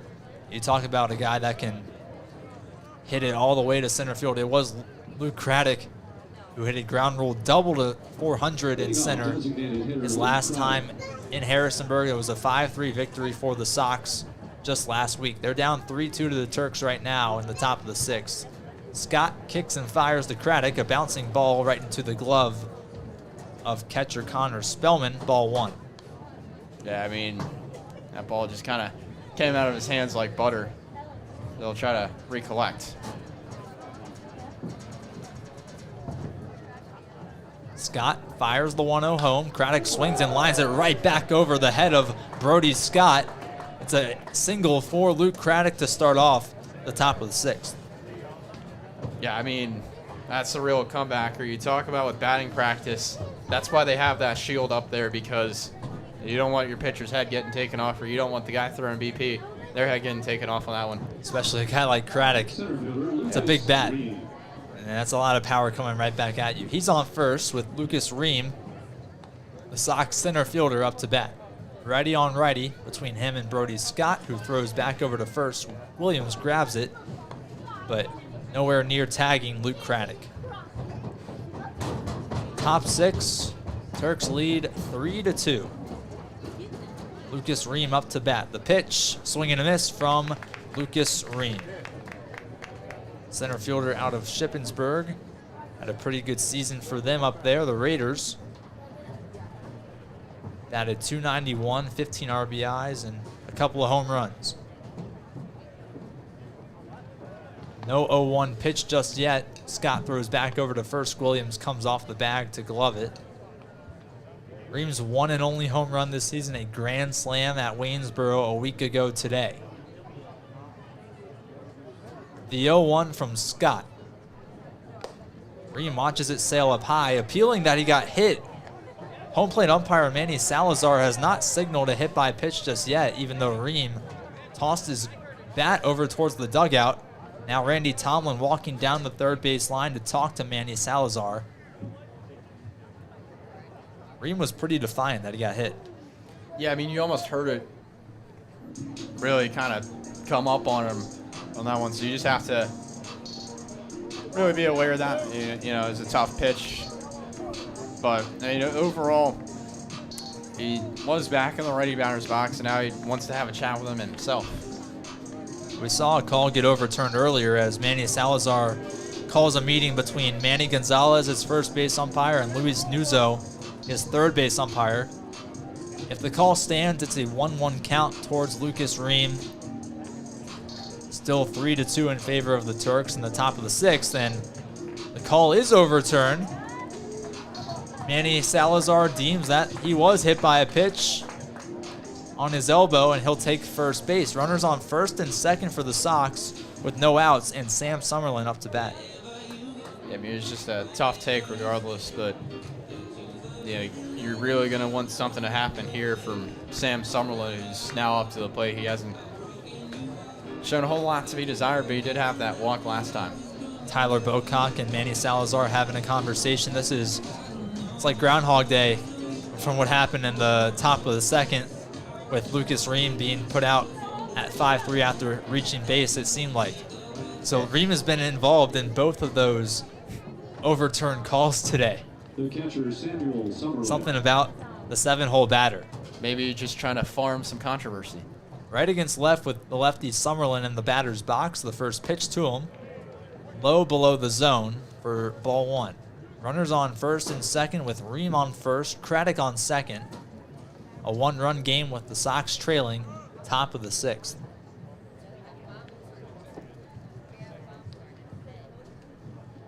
Craddock a big lead, dancing behind Scott. He throws the pitch inside, ball 2.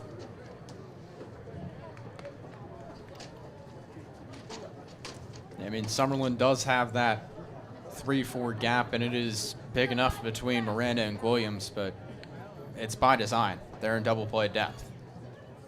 Scott checks on Craddock, now back to home, and he'll throw over to second. The shortstop Perez able to glove it, toss it back to Scott on the bump. No harm, no foul. Craddock's still there. Now taking a 6-step lead off of second base, Scott. Just checking on him, definitely weighing in his mind. 2-0 count against the lefty Sam Summerlin, today's catcher for the Charlottesville Tom Sox. Williams playing well in. The 2-0 pitch. Summerlin checked, swing, and went. Yeah, that's a no-doubter. He broke the plate on that one. 2 balls and a strike for Brody Scott to deal with a runner in scoring position and no outs just yet in the top of the 6th.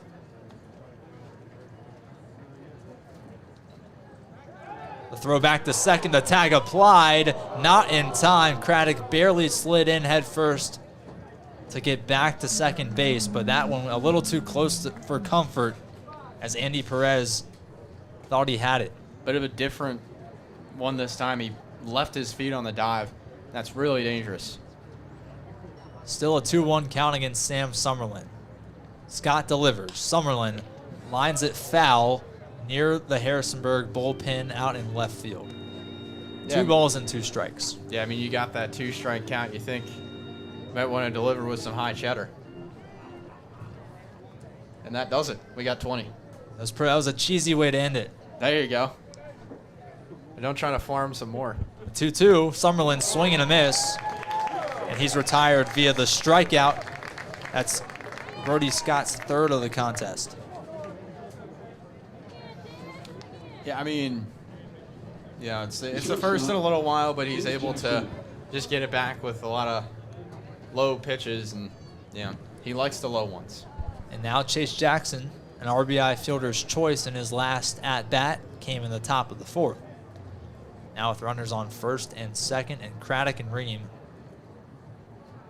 And 1 out. The pitch, Jackson pops it up foul on the right side. Jackson coming from Seminole State College, played 51 games for them, batted .294, trying to find that same success in Charlottesville. He just hasn't yet, batting under the Mendoza line. Scott readies and fires the 0-1 as a bird comes onto the playing field and caught the attention of some fans. 1 ball and 1 strike nonetheless. Randy Johnson style. And luckily did not go in front of Chase Jackson and the pitch. That's a 1 in a million kind of thing. 1-1 count with 1 out. Top of the 6th. Sox trail by 1. The pitch outside and upstairs for ball 2. Yeah, and as for Chase Jackson on the season, he has been a bit patient despite his inflated strikeout numbers, 6 walks to 12 strikeouts.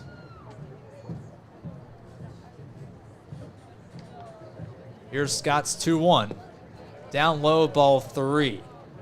Jackson 1 pitch away from getting the bases loaded with a walk. Scott, the Jacksonville Dolphin, trying to avoid that scenario. Needs to find a pitch that works for him right now. With 1 out and in a 3-1 count. Double play depth from the Turks. A 3-1 from Scott. Catches the zone for strike 2. Full count. Leverage situation regardless, and the pitcher and Scott looking to lock it down one more time. Scott shakes off the first offering from Spellman behind the plate, finds his pitch, the full count. Upstairs, nearly taking Jackson's head off, and it's a bases-loaded walk. 1 gone, top of the 6th. Sox have ducks on all the lily pads on the pond.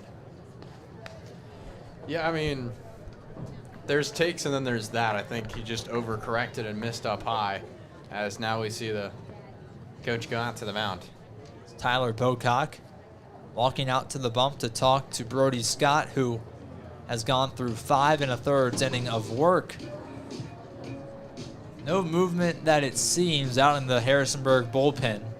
There are some pitchers getting warm, but no one seems like they're ready to come into the game just yet, although I think we will see that sometime soon. Oh, should it continue, I guess. That's just the way it has been. But it's been overall a great day from Brody Scott out on the mound. If there's anything to write home about, it's been his play so far. And, I mean, taking a look at his line, he's gone through 5 1/3 innings pitched, 3 strikeouts, and 3 walks. Only 4 hits allowed, 2 earned runs, also 2 runs scored allowed. So, I mean, there's just plenty that he's been able to do. And it's good, but, him having that kind of length is just great in summer ball. And they can be able to enjoy that luxury, the Turks can.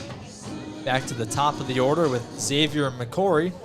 Chase Jackson stands on first, Lucas Ream on second, and Luke Craddock on third. Bases loaded for the Tom Sox.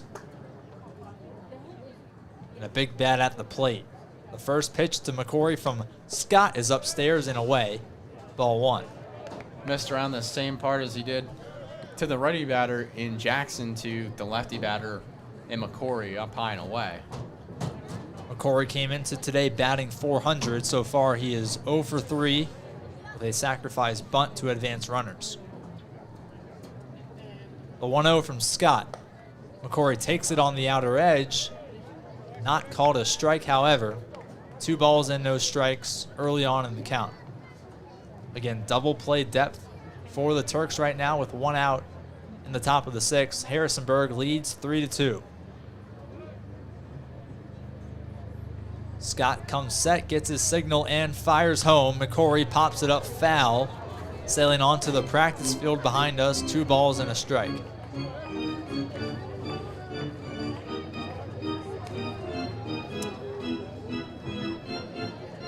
Yeah, another good fight there, but just gives him a free strike. I'll always like to call foul balls free strikes for the pitchers. McCory, the redshirt freshman out of Liberty University, hometown of Charlotte, North Carolina, facing a 2-1 pitch from Scott. Here it is. McCory takes it on that outer edge, same spot as the other one, except this time it's a called strike to even the count at 2.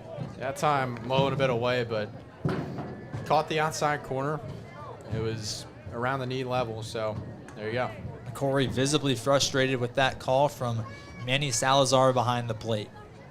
Even count at 2 balls and 2 strikes. Brody Scott delivers. McCory takes it on the outside edge again. 3 balls and 2 strikes. He's able to shrug that one off. You know, let him make the mistakes. He's getting tired out there. It's been over 70 pitches for him, but you got to be ready for anything here. Full count, bases loaded, 1 out in the top half of the 6th inning. Turks lead by 1. The pitch, McCory lines it through the gap of first and second. Craddock comes home to score. Here comes Ream. The throw to the plate, not in time to throw to third. Jackson slides in, runners on the corners, and the Sox have the lead 4-3 in the top of the 6th. It's just a fantastic drive down the gap. I mean, you're looking at that 3-4 gap. It was open a couple of times earlier when Sam Summerlin was up to the plate, but once again, you leave any kind of hole for that lefty batter and Xavier McCory, and he's going to make you pay with a batting average of over 400. You know he's capable of doing it here as coach comes out, and we're going to have a pitching change. Looks like they're getting ready to unleash a new pitcher for the Turks. An RBI single from Xavier McCory gives the Sox the lead. Your new score, Charlottesville 4, the Harrisonburg Turks 3. As we step aside on the Tom Sox Radio Network, we'll have the new pitcher for you right after this.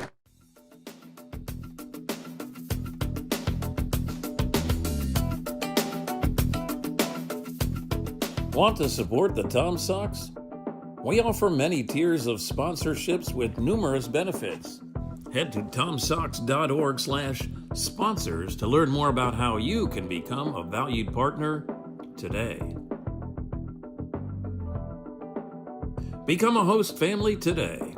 Host families provide players with a home away from home while building connections that go beyond baseball.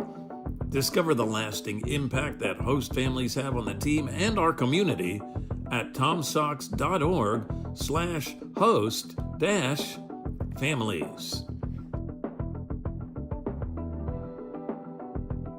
Contribute to Charlottesville Community Baseball today.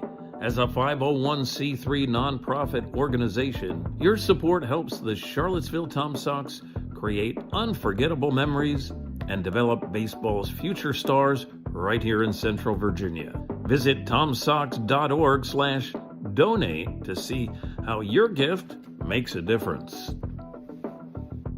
Don't miss a single moment of Tom Sox baseball. Welcome back to Harrisonburg, Virginia. The Tom Sox have taken a 4-3 lead in the top of the 6th after Xavier McCory's RBI single scored Lucas Craddock and Lucas Ream. A new pitcher on the bump for the Turks. It's Carter Linz, the incoming freshman out of Harrisonburg, Virginia, so a hometown kid.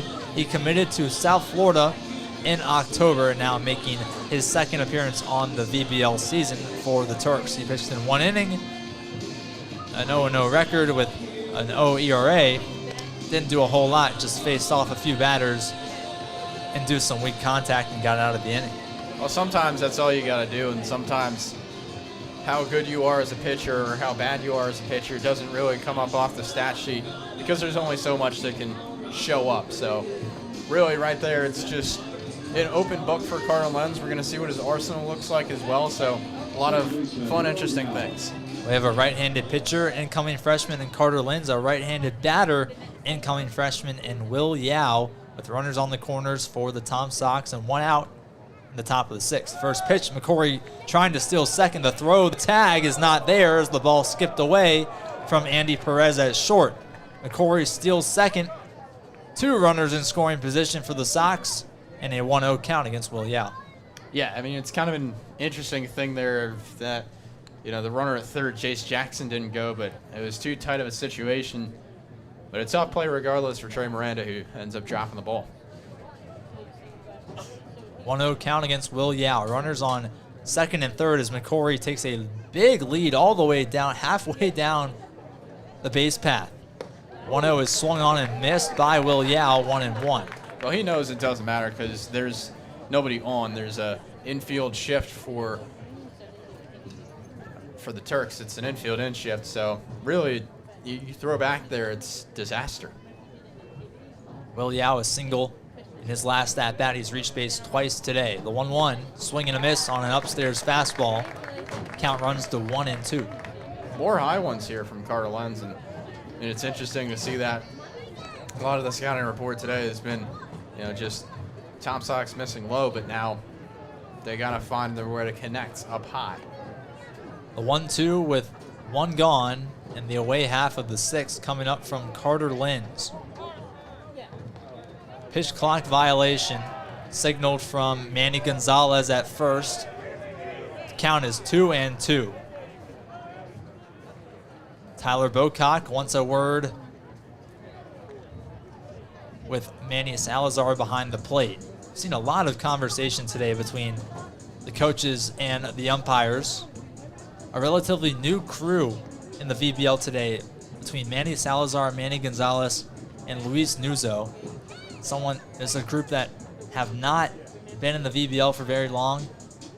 At least one of the umpires coming all the way from Florida to umpire these contests. So there are some freelance umpires out there. You wonder if they're just trying to get their money's worth for the summer. I mean, they just got to make sure everything's okay. You know, just monitoring the situation.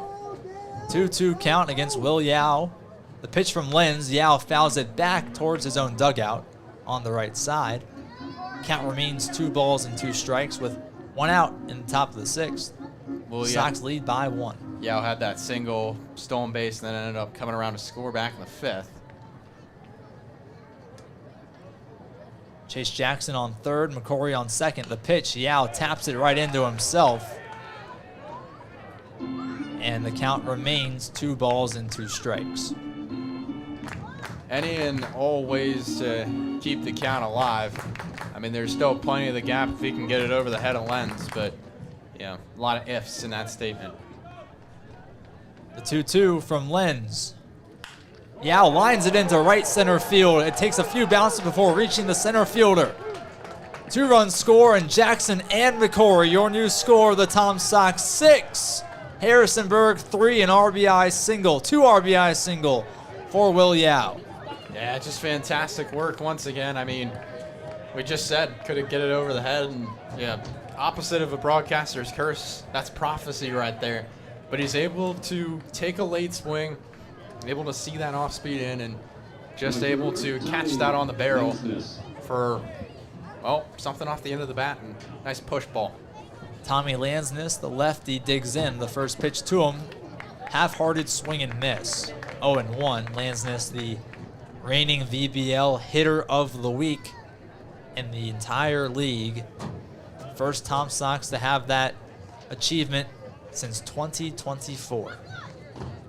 Lenz comes set, checks on Yao at first. Kicks, fires the 0-1. Lansness, a tapper. That rolls to Williams. He'll throw back over to Lenz, but the tag is not applied. Lenz was way off the bag. Seemed like he didn't really know where first base was. And Tommy Lansness takes first. Will Yao advances to second. 2 runners on with 1 out.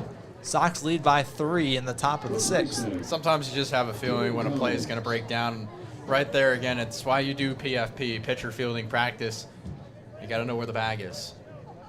Brings up the big bat, and Caden Combs has not really been able to get a hit of one yet. The first pitch to Combs catches that outer edge for strike 1 out of the hands of Carter Linz. Combs, a sophomore out of Auburn, hometown of Gardendale, Alabama. They'll call that a single, by the way. A single for Tommy Lansness. Linz delivers the 0-1. Down low, it misses, ball 1. Yeah, I mean, so far, Caden Combs on the day, he's 0 for 2, but he had that sac fly, so he does have that power and pop, and we saw that in batting practice on the off day yesterday as well. Linz checks on Yao at second, delivers the 1-1. Combs watches it sail low and away for ball 2. Yeah, and even with that big frame, that's a big strike zone. You got to be able to be cognizant and just make stuff happen. In an inning that was broken open by Xavier McCory, the Sox have hung 4. Combs taps it to the glove of Linz. The throw to Williams is in time at first base. Combs out on a 1-3 putout, but the runners advance to second and third. Will Yao at third and Tommy Lansness at second. Gotta say, he was moving pretty fast for how he was. I mean, that was a weak tapper grounder up the third base line, and you know, he's able to get some speed to at least try and beat the tag, and you know, you like to see that from your guys try and run it out. Up next, Aiden Harris. The first pitch to Harris. It bounces off the catcher, off Harris, back to the catcher, Spellman. Nonetheless, it's a 1-0 count. Yeah, Harris kind of saved him there from another run. It's 6-3 Tom Sox, saving it from 7-3. A little thank you and you're welcome. 2 gone, top of the 6th. 1-0 count. The pitch to Harris. It's off of Spellman. He doesn't know where the ball is. Spellman does not know where the ball is. 1 run scores in Yao. The throw to the plate is not in time. Spellman could not locate the pass ball, and 2 Tom Sox score in Will Yao and Tommy Lansness. Your new score, Charlottesville 8, the Harrisonburg Turks 3. Well, they heard the haters, and the haters said what their tragic number was. But now they're waking up. You know, it's something in the stars today. You just got to let Harrisonburg make their own mistakes. You don't really see that a lot from them, but, you know, this Charlottesville team will beat themselves far before they'll let them beat you. And they're not beating themselves today, but they're letting Harrisonburg beat themselves and add in a couple things going right, the ball bouncing the right way for Tom Sox today. 7 unanswered runs for Charlottesville. The 2-0 to Harris. Misses outside. 3-0. They'll call that a wild pitch for those of you scoring home. 3-0 count to Aiden Harris. Sox lead 8-3. The 3-0. Upstairs, a 4-pitch walk, and Aiden Harris, today's third baseman for the Sox, gets on base. We are now entirely around the order. For the Tom Sox, Luke Craddock will come up to bat for the second time this inning, as we have a pitching change, it seems, for Harrisonburg coming up. Carter Linz's day has come to an end just as quickly as it started, only going through just a third of an inning of work. We'll have the new pitcher and his stats right after this. The Sox lead 8-3.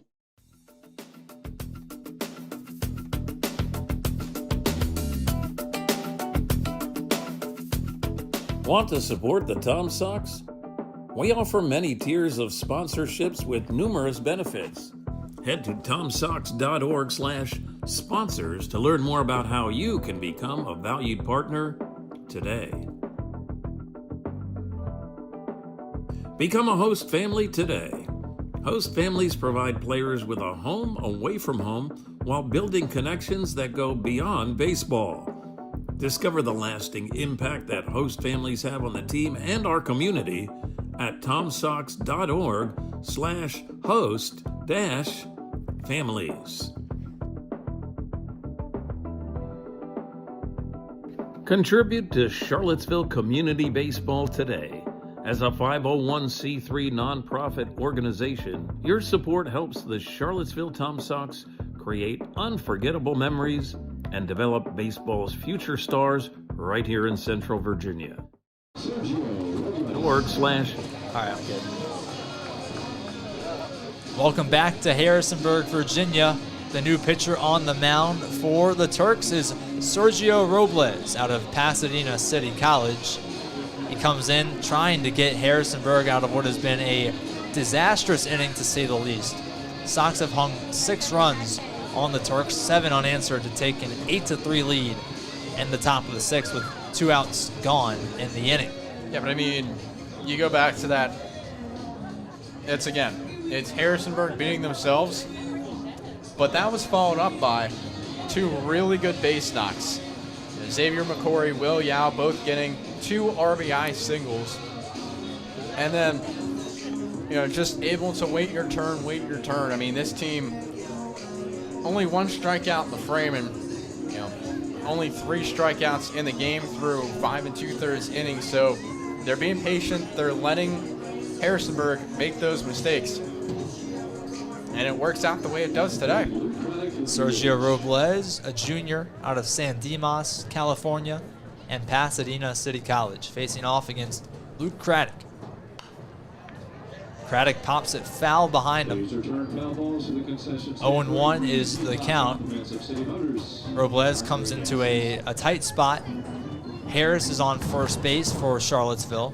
2 outs, so we're hoping to just get out of the inning in this at-bat. The 0-1, breaking ball outside, 1-1. Craddock started off the inning with a single. He eventually got around to score, and now up to bat again. Today's DH for your Sox. The 1-1. Craddock taps it down the third baseline. Garcia charges, throws over to first. Williams gloves it in time. And that's the end of the inning, finally, for Harrisonburg. Sox hang 6. The score is 8-3 in favor of Charlottesville as we head to the bottom of the 6th.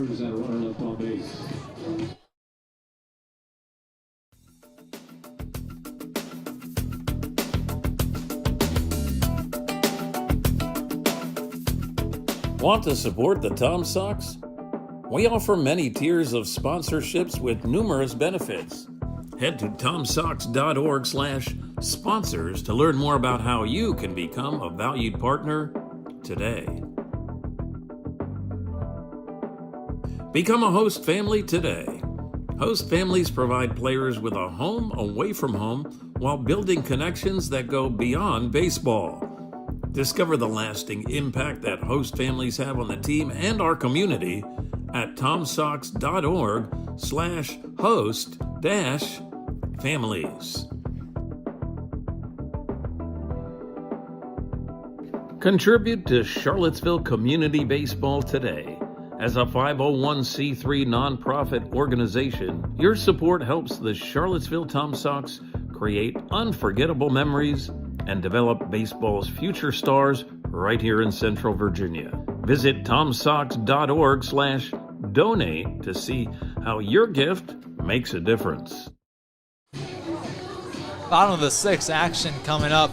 Sox lead 8-3 over the Harrisonburg Turks after a 6-run top of the 6th. Connor Hedgepeth now into the contest to pitch for Charlottesville. The sophomore out of Powhatan, Virginia, played his college ball this past season at the University of Charleston. He stands at 6 foot, 185 pounds. Yeah, and so far on the season, he'll be making appearance number 3. Has a 4.50 ERA through 2 innings pitched. 4 hits allowed, and just that 1 earned run. No strikeouts to 4 walks, so we'll see what he can do. Try and maybe eat some innings here, or he's going to have plenty of playing time allowed as long as he keeps the line clean. His first at bat against the 5-hole batter Elijah Williams. 5, 6, 7 due up for the Harrisonburg Turks as they look to cut into this 5-run lead that the SOX have quickly built. Hedgepeth gets set to deliver his first pitch to the former Tom Sack, Elijah Williams, who stands firmly in the lefty's batter's box. The pitch catches that bottom half of the zone for strike one. Hedgepeth, a guy that's really improved every outing that he's come into. Yeah, I mean, still working that slider and cutter, and we'll see how that works here. The 0-1. Breaking ball just misses down low. 1-1. Talk about it right there, and we just saw it again. Has a nice amount of dip on it, just couldn't locate that time. The 1-1. Williams taps it. Jackson gloves from short, throws the first. The glove is in time. And that's one gone in the bottom of the 6th. SOX still lead by 5. Oh, our broadcast intern partner, Matt Becker, kind of talked about it when Elijah Williams came up for that pinch hit to end the game last time around back on Thursday. We said he was a big ground ball hitter. We even saw that in batting practice today, and this time it comes to fruition. Next up, lefty Jackson Walker, the first pitch to him. Misses down low. Walker played his freshman ball at Walters State Community College, a native of Loudon, Tennessee. The 1-0 from Hedgepeth. Walker lines it down the first base line. Foul. 1-1.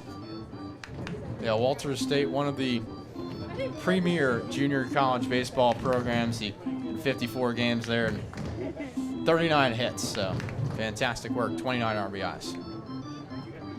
So far, 12 hits in 9 games for Walker in the VBL.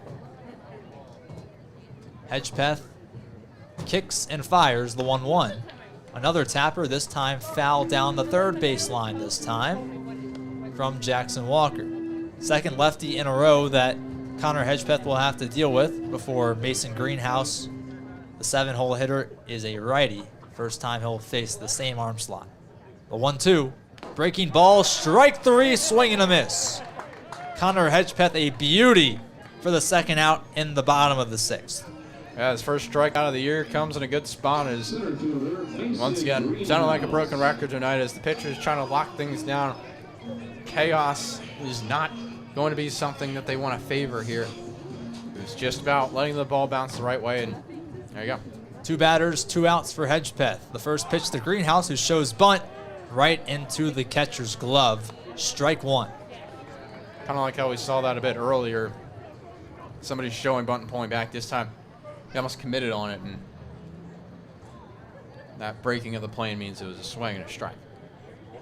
Hedgepeth delivers the 0-1. Breaking ball is another beauty. Bottom of the zone, catching it. 0-2. Love the vertical movement from him. He's just got a solid breaking ball. We'll see if he can do it again. Turks down to their last strike of the 6th.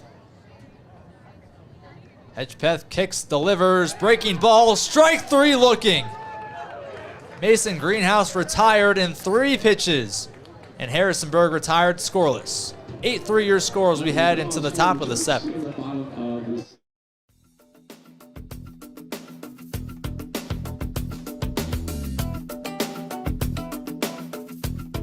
Want to support the Tom SOX? We offer many tiers of sponsorships with numerous benefits. Head to tomsox.org/sponsors to learn more about how you can become a valued partner today. Become a host family today.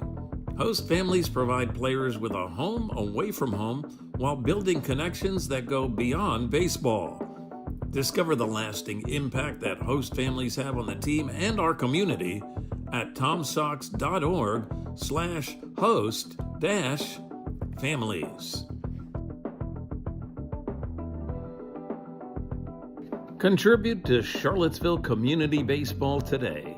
As a 501c3 nonprofit organization, your support helps the Charlottesville Tom SOX create unforgettable memories and develop baseball's future stars right here in Central Virginia.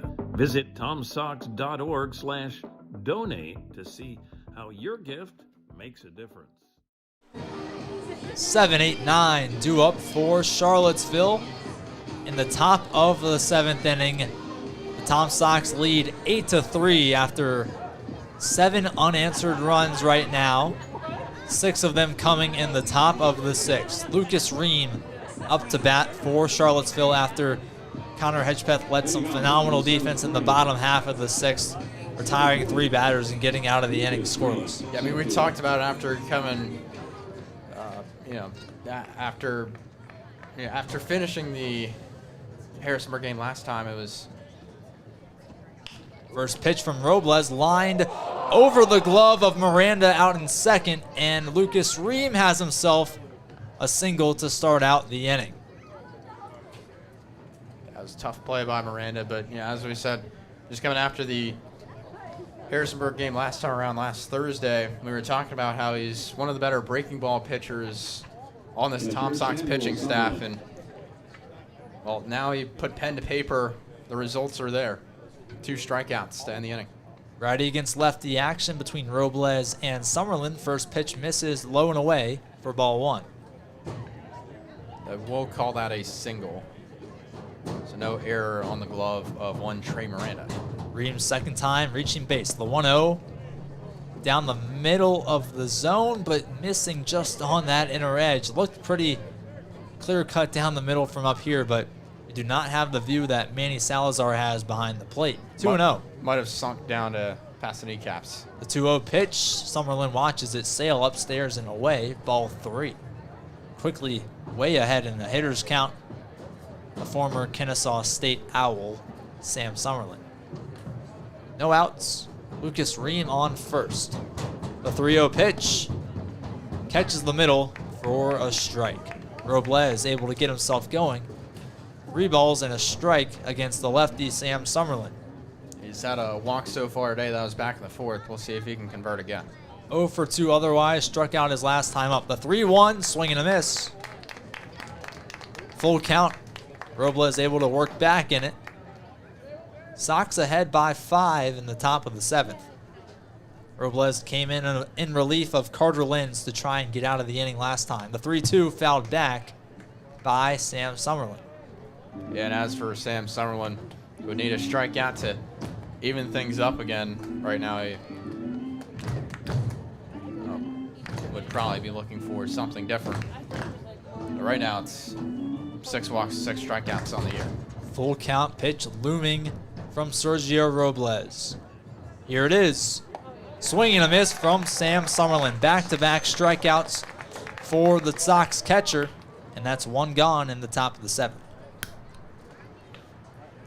Yeah, I mean, sent him packing, and there it is once again. His ratio goes now to 7 strikeouts to 6 walks. Only 6 minutes. Jackson digs in for the Sox, the 9-hole hitter today. He shows bunt, lays it down. Spellman coming to glove it. The throw to first is in time. Much to the dismay of Thomas Abel, Xavier McCory, Chase Jackson, and the entire Tom Sox dugout. There are 2 outs. Lucas Ream advances the first on the fielder's choice. Yeah, I mean, that was a really, really tough play. He was just rocketing down that first base line, but it was still right in front of Spellman, and he was able to make the play in time. Lefty Xavier McCory digging in as we're back to the top of the order. He was the one that got things going last time up, an RBI single that gave the Sox the lead. First pitch to him, missing low, ball 1.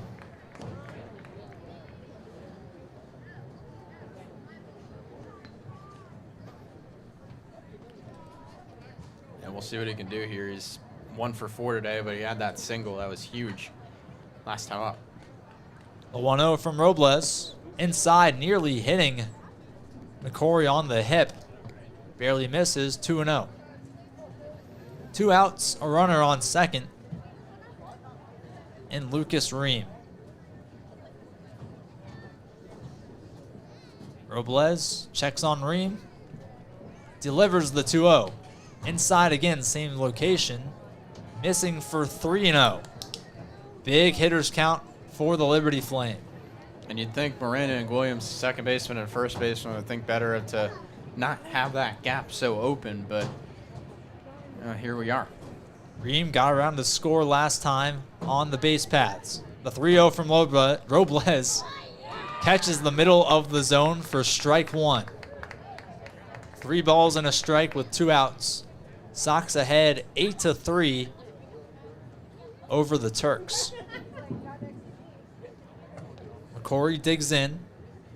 Righty against lefty with Robles delivering the 3-1. McCory lining it, trying to find that gap between 4 and 3. He can't. The glove, the throw is in time to Williams. And that's the end of the top of the 7th. Sox retired scoreless as we head into the home half of the 7th inning. Time to stretch from Eagle Field.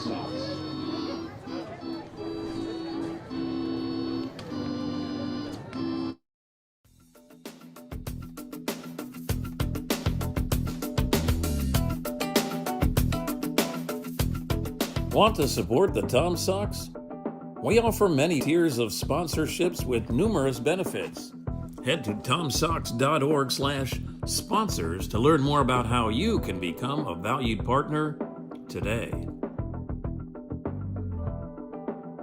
Become a host family today. Host families provide players with a home away from home while building connections that go beyond baseball. Discover the lasting impact that host families have on the team and our community at tomsox.org/host-families. Contribute to Charlottesville Community Baseball today.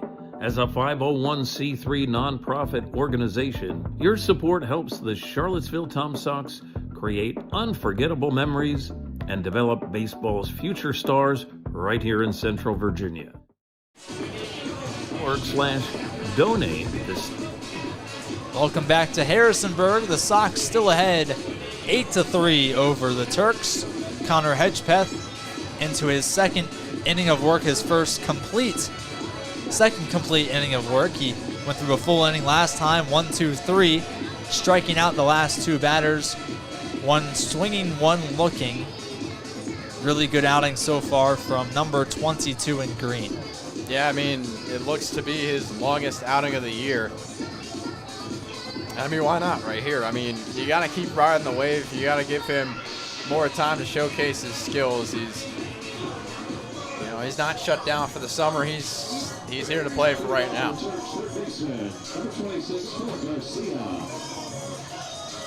Philip Garcia, the righty, digging in against the righty Connor Hedgepeth.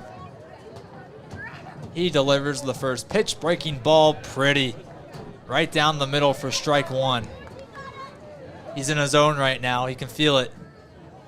Really, yes. 0-1 count against Philip Garcia, the 8th-hole batter.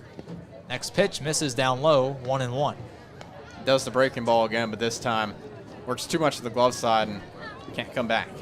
Garcia catches something in his eye, takes a quick walk, and now he digs back into that righty's batter's box. 1-1 is the count. Sox ahead by 5. Bottom 7. The pitch skips into the glove of Sam Summerlin, but away on the left side. Nonetheless, 2-1.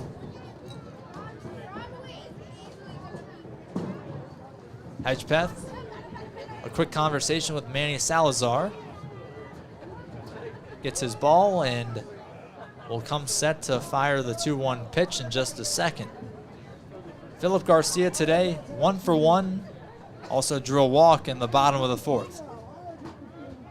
Garcia's RBI single gave the Turks an early lead as he fouls off the 2-1 into the top of the netting. 2 balls and 2 strikes. A leverage situation for Hedgepeth. He's looking for back-to-back-to-back punch-outs. The 2-2. Hedgepeth delivers to Garcia. Fouled off again, same side, this time over the netting and onto the neighboring softball field. Still 2 balls, 2 strikes. Hedgepeth and the Sox ahead 8-3 in front of a fairly decent crowd at Veterans Memorial Park. The 2-2. Tapper right to the glove of Caden Combs. He flips to Hedgepeth at first for the first out of the bottom 7. Sox still ahead 8-3 over the Harrisonburg Turks. Yeah, I mean, you'll take that. There is somebody working in the bullpen, but just stretching and tossing for the Tom Sox bullpen, so looks like it'll just be his stay for now. Trey Miranda next up to bat for the Harrisonburg Turks, a switch hitter. Started out batting righty, now batting lefty. Good shot. Trying to go against the righty Hedgepeth. First pitch inside, very inside for ball 1 at the waist. 1-0 with 1 out. Sox ahead by 5. The pitch from Hedgepeth. Inside and low that time, 2-1. Now just has to find a way back into it. He's 0 for 1 today, also has a walk back in the 4th. The 2-0 from Connor. Foul tap backwards, 2-1. Just has to find a way back into it because it's a big hole to climb out of. You know, Trey Miranda just trying to get things back to where they are. And, you know, right now batting 242 coming into this one. See what he can do. Miranda earned an RBI walk, as you said, back in the bottom of the 4th. The 2-1 delivered from Hedgepeth, breaking ball, just missing the outside edge. 3 balls and a strike with 1 gone. Bottom 7th. Sox ahead away from home against the Harrisonburg Turks, up by 5. The 3-1, swing and a miss from Miranda. Backed him up inside there, and it's a good glove side run this time. It works well to Hedgepeth's benefit, and might try and do that one more time. Full count looming. The 3-2 from Hedgepeth.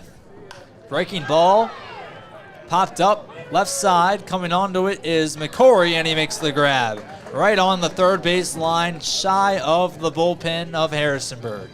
Almost looked like he was gonna run out of green grass, or should we say green turf there. Yeah, he was very close to that Turks bullpen, but he's able to make the catch, and it's a good one regardless. As now it's back to the top of the order. That's 2 gone. Bottom of the 7th, Harrisonburg.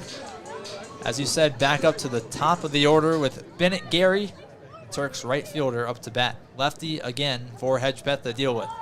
The pitch, breaking ball missing inside right at the knees. He does like the low ones and good breaking ball stuff. Just hopes not to overcorrect here. The 1-0. Fastball missing the lower zone. Yeah, you can't overcorrect when you go in the same location, but I'm sure there's going to be a way to get through. It's 1-1 count, so something right happened. The 1-1. Upstairs, 2-1. There is an overcorrection. Now it's 2 balls and 1 strike. He's able to get that chest high, but hopefully not to leave anything over the heart of the plate. You're not in get me over territory just yet. Gary trying to keep the inning alive for the Turks. The 2-1, just missing upstairs. Gary sheds his gear. I guess the scoreboard out and right was wrong as he earned a walk. The scoreboard showed 2-1. Must have been 3-1. Nonetheless, Gary's on first base. The 2-hole hitter Andy Perez up to bat for the Turks. Long season, long season. Nobody is perfect. We make mistakes. Scoreboard operators make mistakes. It's all the same. Just got to take him where you got him. 2 outs as Will Pearson makes an appearance on the bump talking to Connor Hedgepeth. That walk, the first batter that Hedgepeth had not retired. He previously retired 5 straight to start his outing. Yeah, I mean, you just got to calm the kid down. Obviously, this is starting to get into unfamiliar territory for him. being left in this late, but, you want to give him some reps. You want to give him some tape, and he's showing why he deserves to stay in here. So, one blunder is, one blunder on an otherwise clean record for Connor Hedgepeth today. That's the only non-retired batter that he's had, and it's just that walk to the guy who gets on base so often in Bennett Gary. Next up, a guy that's been retired every time he stepped up to the plate, Andy Perez, 0 for 3 today. With 2 outs and a runner on first, Hedgepeth delivers the first pitch. Check swing that Perez did not go. The pitch missed below the zone at the shins. Yeah, it's tough news for Harrisonburg is Perez. That's a 9-game on-base streak he's trying to hold on to and leads the team in that. Hedgepeth gets his sign, fires the 1-0, missing inside and low on the ground. 2-0. Yeah, a tough transfer back to Connor Hedgepeth in the mound, but he's able to get the ball back.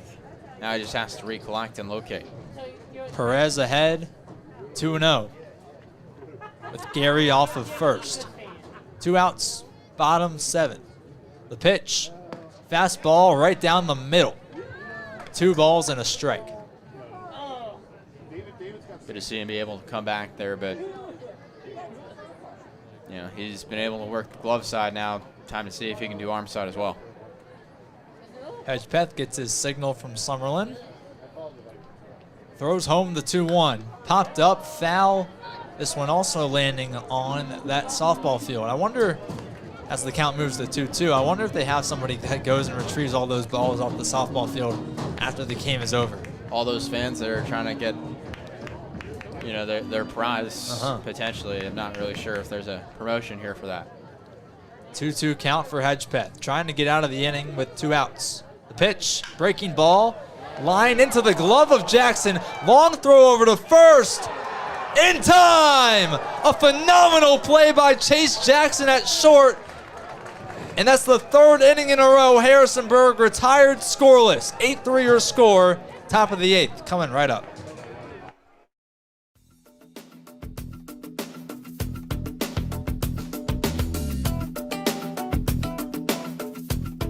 Want to support the Tom SOX? We offer many tiers of sponsorships with numerous benefits. Head to tomsox.org/sponsors to learn more about how you can become a valued partner today. Become a host family today. Host families provide players with a home away from home while building connections that go beyond baseball. Discover the lasting impact that host families have on the team and our community at tomsox.org/host-families. Contribute to Charlottesville Community Baseball today. As a 501c3 nonprofit organization, your support helps the Charlottesville Tom SOX create unforgettable memories and develop baseball's future stars right here in Central Virginia. Visit tomsox.org/donate to see how your gift makes a difference. Top of the 8th, Tom SOX holding Harrisonburg scoreless the last 3 innings of play. A phenomenal play by Chase Jackson to end the inning on a 6-3 putout. Your score, Charlottesville 8, Harrisonburg 3, as 2, 3, and 4 are due up for the Sox to begin the 8th inning. Yeah, and Robles back for another inning of work. If you're Harrisonburg, you don't really want to dig too much into your bullpen if you don't think you can hold on with your offense here. But it is getting late regardless. It's not a win-at-all-cost situation, but it does do something for the standings. Right now, the Tom Sox 3 games behind the Turks, and that can make it 2 if the result holds. Sox came into today 3-9, 5th out of 6 in the South Division. First pitch to Yao from Robles, takes a chunk of Yao's calf with him. And the incoming freshman at UVA takes first base off a hit by pitch from Robles. Hey, that's quite all right. I mean, you're able to take you right there, and that's one, and that's one more. But once again, I mean, you got to think what's going on with Robles is now a mound as it comes. Tyler Bocock going to speak with Sergio Robles, and a pitching change is made. We'll have the new pitcher right after this. Sox still lead 8-3.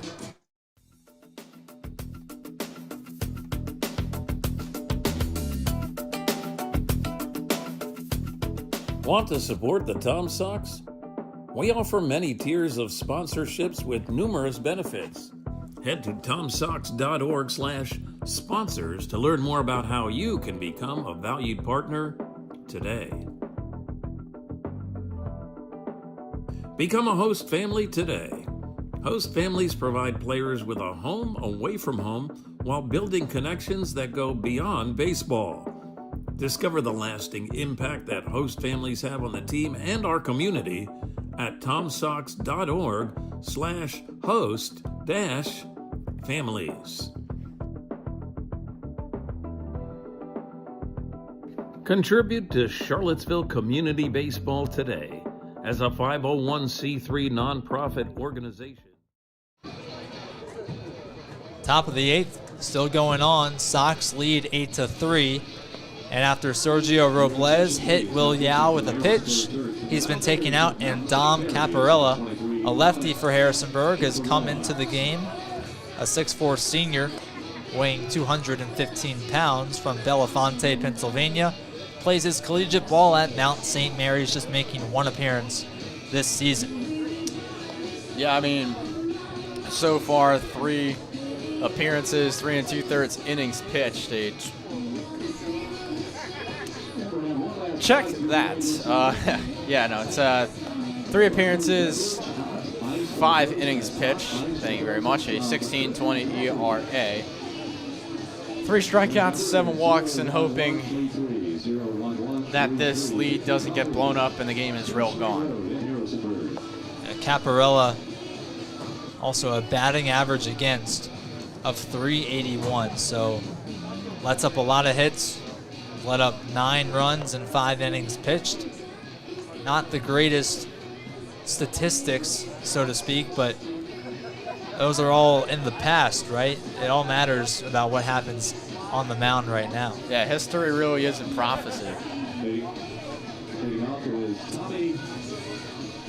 Tommy Lansness, a lefty, taking in for Caparella's first at-bat.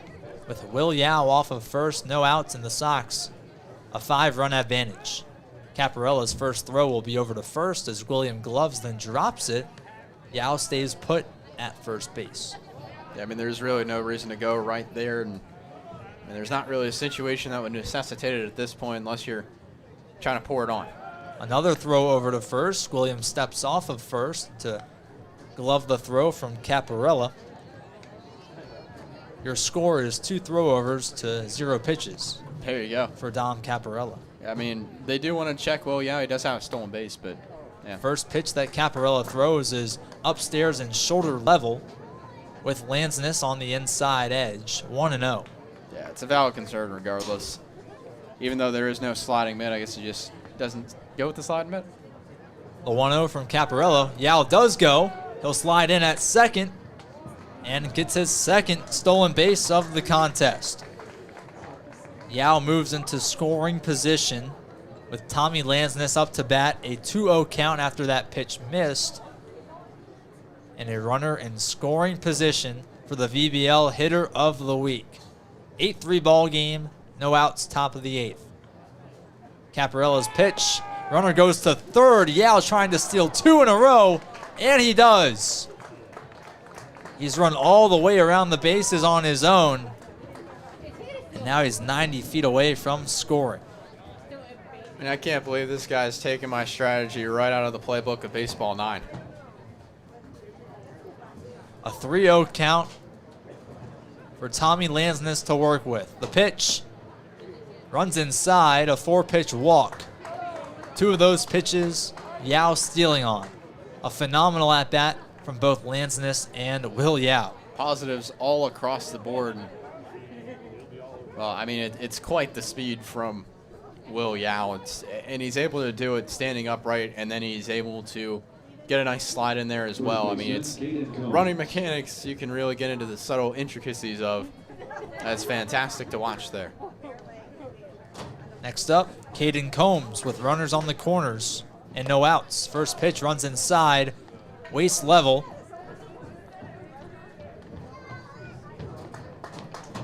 And it looks like Caden Combs was hit by the pitch. So a hit by pitch gives the Sox a loaded base path. With Combs on first, Lansness on second, Yao on third, and Aiden Harris up to bat. Yeah, I mean, you'll take that. It's 2 hit by pitches in the inning across pitchers, and now a big opportunity. First pitch to Harris was outside, well outside. Spellman had to slide and glove it. 1-0. No outs, bases loaded, Sox ahead by 5. A good chance to tack on some insurance with Aiden Harris up to bat. Infield is in, though. Righty on lefty action. The pitch from Caparella runs inside this time, knee height, 2-0. Aiden Harris coming into today was on a phenomenal batting streak in just 3 games played for the Sox. 364 is average. Caparella gets his sign, delivers the 2-0. Harris swing and a miss. Yeah, he's able to extend that hitting streak today to 4. Now, as he had that single back in the 4th, had a stolen base as well. So, give him the streak up. 2 balls and a strike in a 5-run ball game. Caparella working against Aiden Harris. The pitch. Harris, high fly ball. Coming onto it is right fielder Gary. He makes the grab. Yao tags from third. Heading home. No cutoff, no tag, and the ball skips back to the backstop. Lansness thought about coming home as well. Both runners will stay. Lansness at third. Combs at second. Harris gets a RBI F7. And the Sox lead 9-3 in the top of the 8th. Yeah, I mean, a fantastic thing right there. You don't think it's going to be playable for Yao, but, man, that guy's got quite the speed, and he's able to go there. And, you know, the ball gets away, but it caroms off the backstop just enough. Craddock digs in, righty's batter's box. 1 gone, top of the 8th. Hefty hack for a swing and a miss on the first pitch from Caparella. So it's an SF9, actually. Not to be overcorrected. I just saw the Presto stats. The 0-1. Breaking ball misses outside, knee height. 1-1. Craddock and Ream, and then Sam Summerlin if we get there. Runners on second and third, Combs and Lansness respectively. Swing and a miss from Luke Craddock. 1-2 with 1 gone. Sox ahead by 6. We've seen Craddock go for the big fish before. I mean, he had one of the first home runs of the year for the Tom Sox, so he does have that in his toolkit. Caparella fires the 1-2. Craddock fouls it off to the right into the netting. Count remains 1 ball and 2 strikes. Going back to Will Yao, that was a phenomenal time on the base pass for him. 2 stolen bags and then tagging up and scoring. Caparella gets his signal from Spellman behind the plate. Comes set, the lefty fires the 1-2. Craddock check swing. Did he go? Yes, he did. And that's a strikeout. 2 gone, top of the 8th. Sox ahead by 6. Yeah, I mean, you could tell he was frustrated with that, but it just broke the plane of it. And as tough as that is, it still is one that goes. And, well, I mean, still a 9-3 ball game. You don't want to be content with anything, but it goes how it goes. Up next, Lucas Ream. A single in his last at-bat. He's reached base twice today. The first pitch, breaking ball, misses the glove of Spellman. Coming to the plate is Lansness. He slides heads first and scores for the Sox. Combs moves up to third, and the Sox are ahead 10-3. A 7-run ball game in Harrisonburg. Yeah, I mean, tough ball. Ball gets away. Ends up being a wild pitch, so, I mean, regardless, now it moves up Combs to 90 feet away from home, so trying to keep pouring it on here. 2 gone, top of the 8th. The 1-0 pitch. Big swing and a miss from Lucas Ream. 1-1. Yeah, Ream so far in today's game, he's 1 for 3. Had a single his last time up back in the 7th. The 1-1 to Ream. Runs inside about shin height. 2-1. Yeah, sometimes when it's right there, you can just shuffle back. When it's up by the head, some chin music, you really got to back out of the way. Caparella fires the 2-1. Ream watches it sail, catching the lower edge. 2 balls, 2 strikes, 2 outs. Top of the 8th. Sox ahead by 7. They've scored 8 unanswered. Math had to, actually 9 unanswered. Check that. Trying to compute some math late on. 2-2. Ream taps it foul down the third base line. It runs to the Harrisonburg dugout. We'll do it again. Yeah, I mean, he just kind of sweeps that. He's trying to scoop it, but it's just too late on the barrel and ends up going towards that third base line. So they'll do the 2-2 pitch again. Caparella in communication with Spellman. They come to an agreement. The 2-2. Swing and a miss from Lucas Ream. Sox retired, but not before hanging 2 more on the Turks. They lead 10-3 as we head into the home half of the 8th.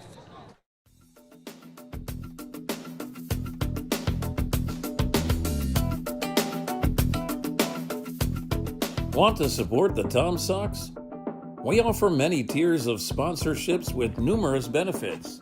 Head to tomsox.org/sponsors to learn more about how you can become a valued partner today. Become a host family today. Host families provide players with a home away from home while building connections that go beyond baseball. Discover the lasting impact that host families have on the team and our community at tomsox.org/host-families. Contribute to Charlottesville Community Baseball today. As a 501c3 nonprofit organization, your support helps the Charlottesville Tom Sox create unforgettable memories and develop baseball's future stars right here in Central Virginia. Visit tomsox.org/donate to see how your gift makes a difference. Don't miss a single moment of Tom Sox baseball. Check out tomsox.org/schedule to see back in action. Anthony Mancini coming in to replace Connor Hedgepeth as we get ready to start the bottom of the 8th in Harrisonburg. Charlottesville ahead by a score of 10-3, and Hedgepeth came in 2 innings and put on some of the best work he has this season. Yeah, showing that real breaking ball stuff, and I mean, it's been great to watch from him. It's his longest appearance of the year. It matched the amount of innings he had to come into this game, and now it brings up Anthony Mancini's 4th appearance of the year, 4 1/3 inning pitched. Then it's a 4.15 ERA and 6 strikeouts and 3 walks. The redshirt junior played his collegiate ball this past season at St. Peter's, hometown of Bayonne, New Jersey. Now he is in the transfer portal. So best of luck to him. Sox ahead 10-3. The DH, Brody Dalton, up to bat first for the Turks to begin the inning. Left-handed batter against the right-handed Mancini. So far today, Dalton 0 for 2 with a strikeout and a walk that he earned all the way back in the bottom of the 1st, nearly 3 hours ago.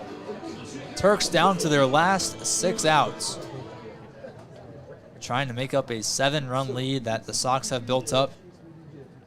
9 unanswered. First pitch to Dalton, down low, missing, ball 1. Yeah, and for the Turks, they've been held shut by the Tom Sox pitching staff, who hasn't let up a hit since the 4th. A 1-0. Foul ball popped to the left side. 1 ball and 1 strike. Mancini trying to be able to dig in here. He's got 6 strikeouts on the year, so we'll really see what he's able to do here. A 1-1 to Dalton. Again, missing low on the dirt.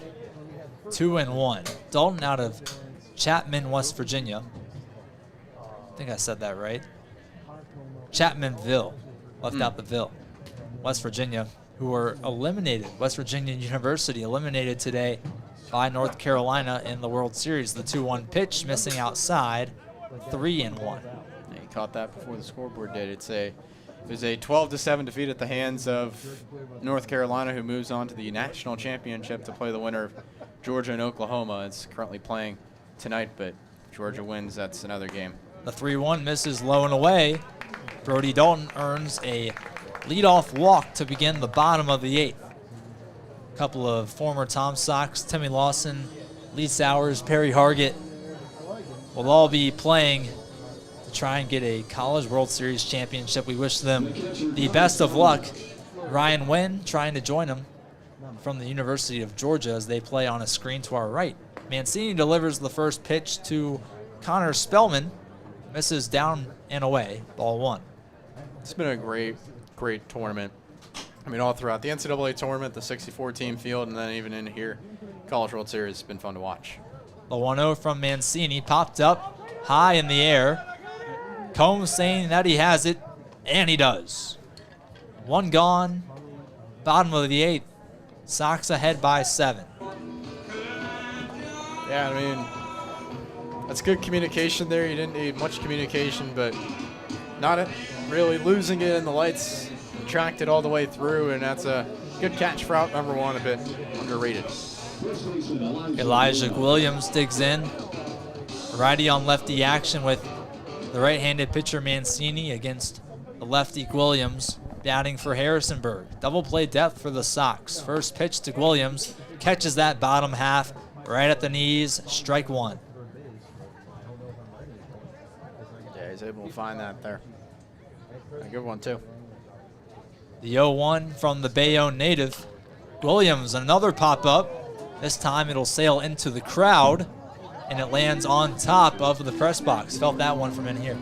Yeah, I mean, as soon as I saw that ball coming, and it went past where it is in front of us, I knew danger zone. Count moves to 0-2. With a runner on first, Williams down in the count. The 0-2 skips into the glove of Summerlin. Took a bounce in the dirt first, right before home plate.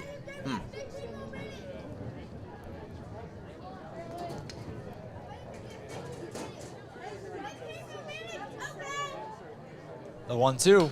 Williams, another pop-up foul, sailing behind us. Count remains 1-2 with 1 out. Brody Dalton standing on first for Harrisonburg. Williams in the batter's box. Sox looking for a double play to send us to the 9th. Mancini comes set, the 1-2. Williams, another pop-up. He is staying alive as he drives that one foul on the left side. Still a 1-2 count. Good job fighting off the 2 strike counts, but, yeah, now it's not really a traditional double play depth for the middle infield, so it'll be interesting to see how they kind of form that here. The 1-2 to Williams. Lines it into the glove of Yao. The toss to second is in time. It's just going to be a fielder's choice as Jackson lost it once the tag was made. 2 gone, bottom of the 8th. Sox ahead by 7. Williams on base with the fielder's choice. Yeah, sometimes it's just taking that extra step, seeing the ball into your glove, but it would have been a tough play either way. I mean, yeah, the runner was just racing up first in Elijah Williams. Good speed from the kid regardless. Jackson Walker digs in, trying to keep the Turks alive in the 8th.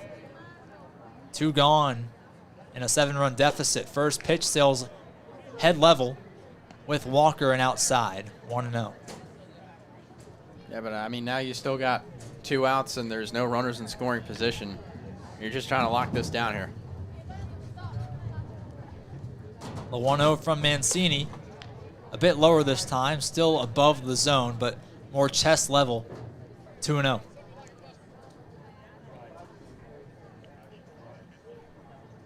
Elijah Williams a lead off of first. Walker ahead in the count, 2-0. Swing and a miss on the next. 2 balls and a strike. Yeah, that one was down the chute, around the shoe tops, and he's just there golfing once more. But still, good count regardless. The 2-1 with 2 gone. Upstairs, 3-1. Mancini's got to find a way back in this count, and locating just easier said than done. But he's missed low, he's missed a couple up high. Don't want to overcorrect here. Sox ahead 10-3. Mancini gets his signal, fires the 3-1. Fastball below the zone at the knees. A 5-pitch walk. And now the Turks have 2 runners on, including Williams in scoring position. Yeah, back-to-back 2-out base runners, but the kind of situation for Greenhouse, he hasn't hit since the second with that single, since has had strikeouts in back-to-back plate appearances, so you're getting a wild card here. His latest strikeout looking in the bottom of the 6th. Mancini steps off. Summerlin goes out to talk to him. Just trying to collect his thoughts as the Turks are 4 outs away from dropping their second game in a row to the Tom Sox. Yeah, just have to calm him down there. I mean, it's a long game, and really he's just been staying in for this outing, but he just has to kind of visualize and see things in, and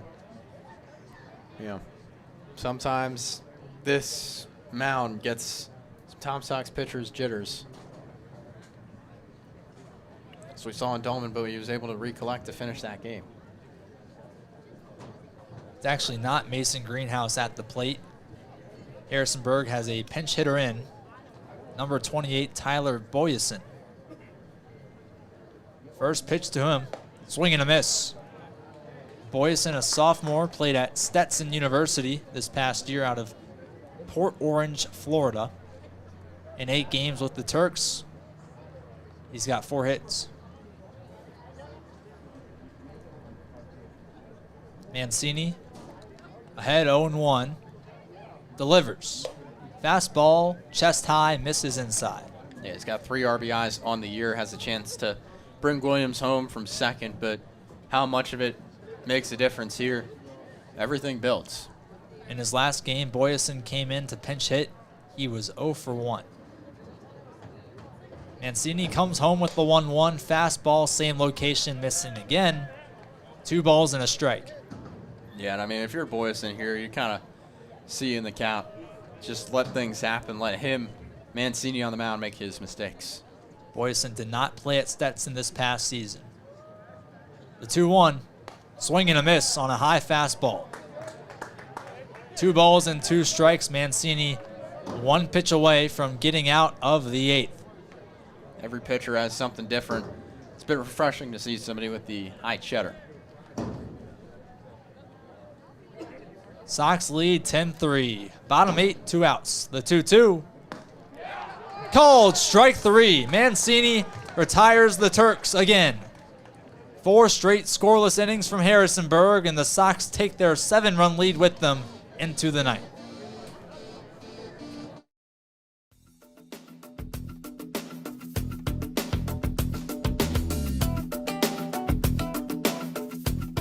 Want to support the Tom Sox? We offer many tiers of sponsorships with numerous benefits.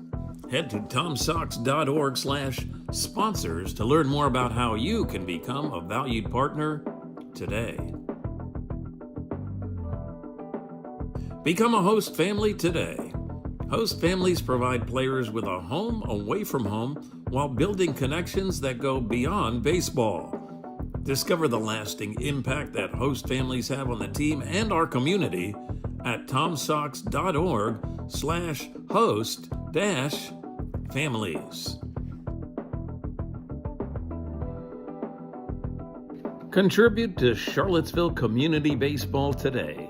As a 501c3 nonprofit organization, your support helps the Charlottesville Tom Sox create unforgettable memories and develop baseball's future stars right here in Central Virginia. Visit tomsox.org/donate to see how your gift makes a difference.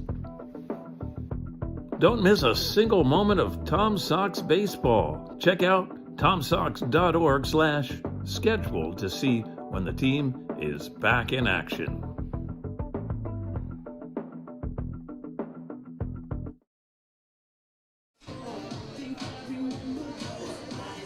We've reached the top of the ninth. Sox ahead 10-3, 8-9, and 1.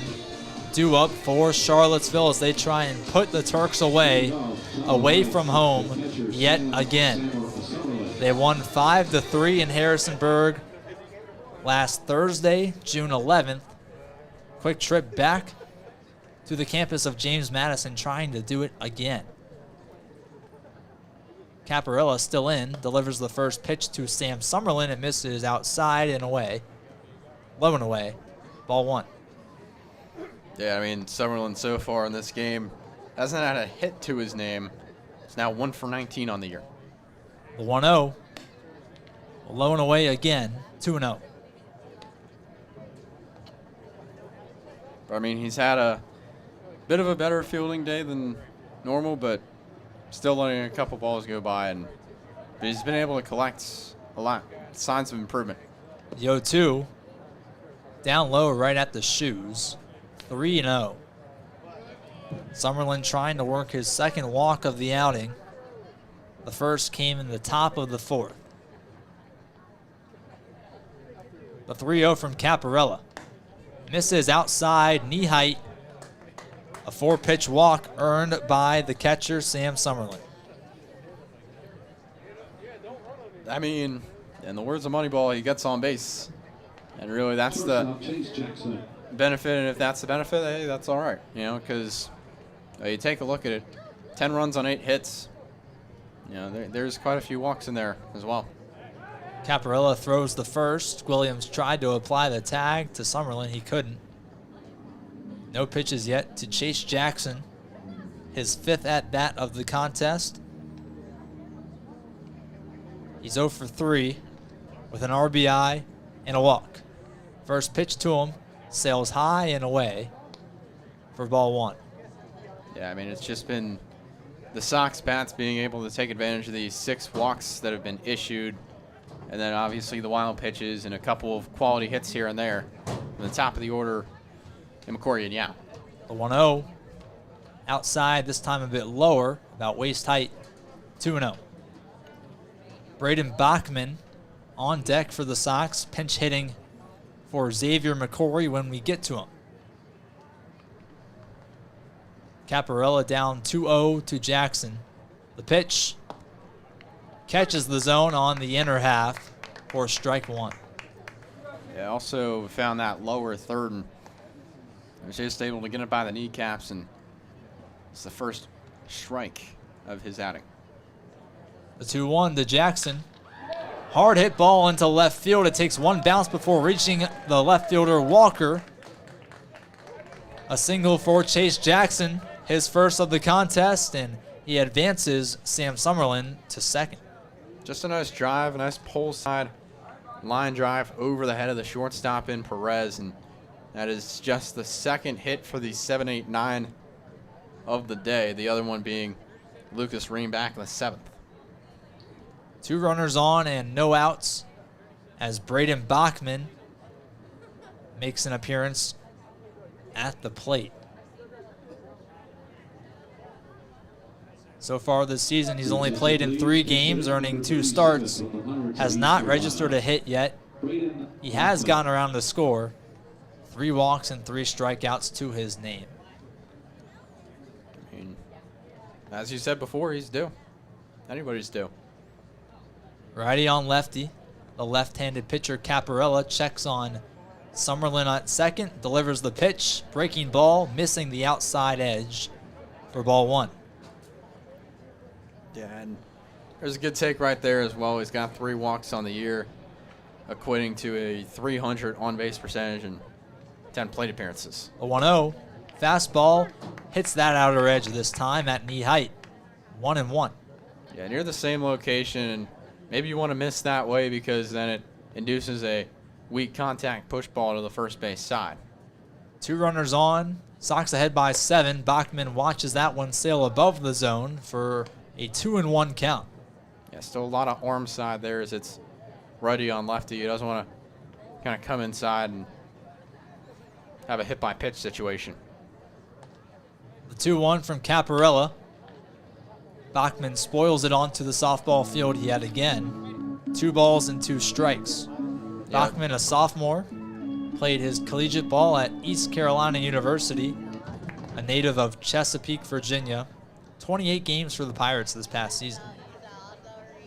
2 balls and 2 strikes. Caparella fires home. Bachman lines it. Going back is the right fielder Gary. He settles under it and makes the catch. Summerlin tags from second, heads to third. Runners on the corners, and 1 out in the top of the 9th after the fly out from Braden Bachman. I mean, hey, at least it moves the runner up. It's hard enough contact, and now you got runners at first and third, still with 1 out, so plenty to do here. Will Yao digging in for his 6th at-bat of the contest. He's 2 for 4. The first pitch to him. Hard hit ball into right center field, trying to get that gap. Can it drop? No, it won't. Gary running all the way to his right to make the grab. It's a sac fly for Will Yao as Sam Summerlin comes home to score. Your new score is the Tom Sox 11, Harrisonburg 3 at Eagle Field. And Tom Sox really making the most of what they can here. You know, you got a sac fly here from Caden Combs. You got a sac fly there from Will Yao, and Yao's just been a producer tonight, silencing the haters and the doubters. 2 gone, top 9. Tommy Lansness up to bat. First pitch he sees, misses barely on that top half. 1-0. Tom Sox looking for their best win of 2026. A 1-0 to Lansness, this time missing low at the shoe tops. 2-0. Chase Jackson still on first base. Sox ahead by 8. The 2-0 from Caparella. Lansness hacks at it, fouls it backwards, 2-1. Charlottesville down to their final out. They have scored 10 straight runs. The 2-1 nearly takes Lansness' heads off. 3 balls and a strike. Talk about a little bit of chin music there. Well, now we have the record book pulled up. The Tom Sox looking for its biggest win since July 20th, 2025, a 14-4 win in 7 innings against Waynesboro Generals. The 3-1, Lansness cuts on it, drops it into right center field. Walker gloves it, throws back to short. Perez holds it and gives it back to the pitcher. It's a single for Tommy Lansness. His 2nd hit, 3rd hit of the contest. 2-out single. And hey, did you know that his VBL South hitter of the week? Lansness showing why he was given that achievement today. A 2-out single for Lansness, 2 runners on, and Caden Combs up to bat. The pitch, Combs watches it sail above the zone for ball 1. And Combs has been a producer when he has been.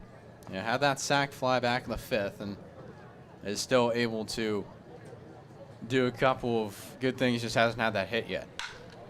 There it is on cue. Combs lines it between the gap of short and third. Coming home to score is Chase Jackson. Can he beat the tag? Yes, he can. Chase Jackson scoring from second. An RBI single from Caden Combs. Your new score, Charlottesville 12, Harrisonburg 3.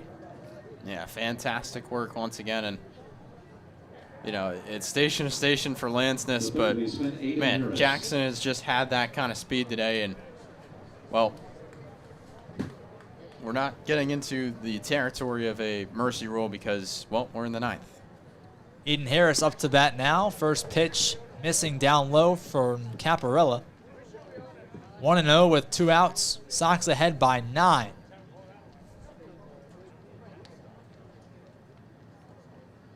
Combs on first. Lansness on second. The 1-0. Harris lines it foul towards the Harrisonburg dugout. 1-1. The temperature has dropped in Harrisonburg. 79 degrees. Thick humidity though. It's well below that now. I think it was like 73 last time I checked my phone. Maybe my phone just hadn't updated. The 1-1 coming from Caparella. Harris watches it sail into the strike zone for strike number 2. 1 ball, 2 strikes for the big man, Aiden Harris. Played his collegiate ball at UVA this past season. Now down to the Sox last strike. The 1-2, Harris spoils it foul on the right side. Barring anything crazy in the bottom of the ninth, the Sox are looking likely to pick up their 4th win of the season. And hey, I mean, we've seen crazier things happen. A 12-run inning in a second against Waynesboro, all the way coming back, and then Generals ended up winning that game. Caparella readies the 1-2 and delivers. Swing and a miss from Aiden Harris. And the Sox go into the bottom of the ninth, leading by 9. 3 more outs for Harrisonburg to try and make something of this game. We'll see what happens right after this break on the Tom Sox Radio Network. 12-3 going to the home half of inning number 9.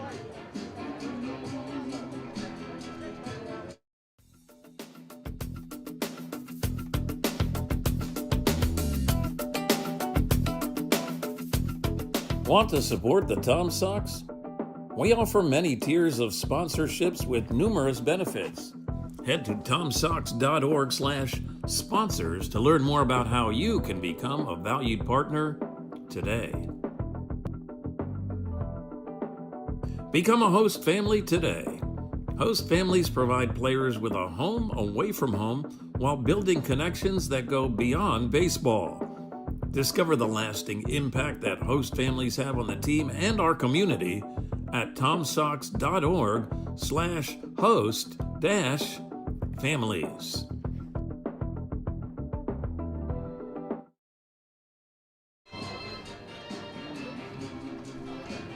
Bottom of the ninth in Harrisonburg. Charlottesville leads 12-3 as Anthony Mancini stays out on the mound trying to end the game for Charlottesville and give them their 4th win of the season, 2nd in a row against Harrisonburg, but they have to get through 3 outs first. Yeah, I mean, why not at this point? You know, it's really been a great collective effort today so far from the Charlottesville team, and it's just because they're not beating themselves, right? They lose when they beat themselves. They have 0 errors today. Philip Garcia gets the party started for Harrisonburg in the ninth. The junior out of Gulf Coast State and Tallahassee, Florida. Today is 1 for 2, along with a walk. His RBI single in the bottom of the second gave Harrisonburg the lead at 1-0. Since then, it's been a 12-2 Sox run. Mancini comes set, delivers the first pitch, fouled off by Garcia, 0-1. Actually went off the helmet of Sam Summerlin as well. You'll take that strike any way you take it. They all count the same. Mancini out of Bayonne, New Jersey.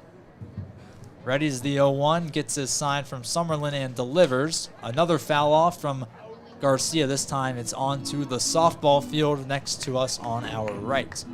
0-2 quickly against the 8-hole hitter, Philip Garcia. Harrisonburg needs some offense fast. Mancini nods yes.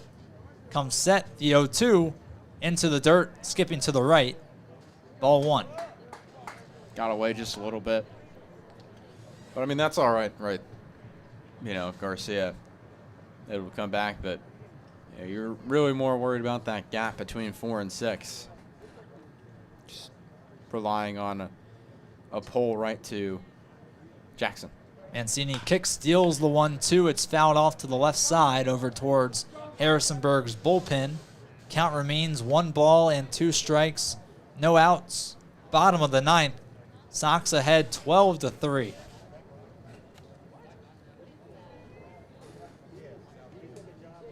Garcia digs back into the righty's batter's box. Mancini gets his signal. Fires the 1-2. Another foul off by Garcia. He just will not go away.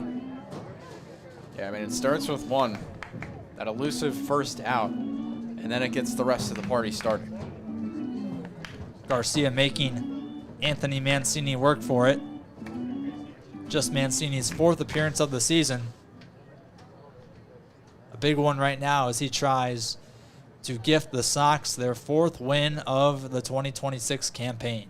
The 1-2, breaking ball, hits Garcia hard on the back, and he'll take first base. Yeah, we heard it from up here. That was a tough sound. Well, for the Turks, it starts with 1. For the Tom Sox, it also starts with 1. You know, right now they do have somebody working in that bullpen, but you just have to try and lock it down, finish it here would be the most preferred option. You don't want to waste any arms. Bottom of the order for the Turks, Trey Miranda, 0 for 2 today with a walk. First pitch to the lefty, finds the zone, strike 1 on the outer edge. Garcia off of first after being hit by Mancini's pitch. Bottom 9, no outs. The 1 lined into left field. 2 bounces before hitting the left fielder Bachman. Runners on first and second for Harrisonburg with no outs. Yeah, the way that Bachman came in, he was kind of frustrated with the ball coming to him because, I mean, they're starting to build some momentum. It's one after another. You don't want to let this next guy get on and Bennett Gary. Top of the order for Harrisonburg, Bennett Gary. He's 0 for 3 with a walk that he earned back in the bottom of the 7th. Runners on first and second, no outs, and a 9-run deficit are Harrisonburg. First pitch from Mancini. Fastball down the middle, strike 1. Double play depth for the Sox right now. Mancini gets his signal from Summerlin. Checks on second base, and Garcia fires the 0-1, line foul, and out of play. 0-2. I got to give it to Harrisonburg. They are fighting late, but maybe a little and too late. He gets that off the end of the bat, and well, now it's an 0-2 count. Mancini can have us away with this at bat. Dating back to the 5th, Harrisonburg has not scored in 4 straight innings. Mancini ahead 0-2 against Bennett Gary. The pitch outside, knee height, 1-2. Seems like more of a waste pitch. He's just kind of side-arming that delivery to the arm side, and well, still got a couple of pitches to recorrect. Garcia on second, Miranda on first. Gary batting. The 1-2, breaking ball inside, misses. Count runs even at 2 apiece. Works more of a vertical delivery that time over the top, but you know, once again, breaking ball just doesn't find the zone.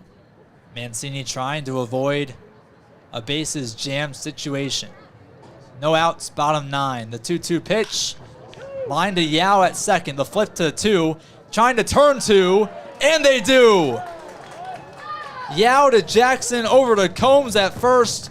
a double play, and that's 2 gone. Bottom 9, Sox ahead by 9. 1 runner left for Harrisonburg. Philip Garcia on third. But Miranda and Gary retired with the double play. Talk about a momentum swing right there, and you knew it as soon as they called 2.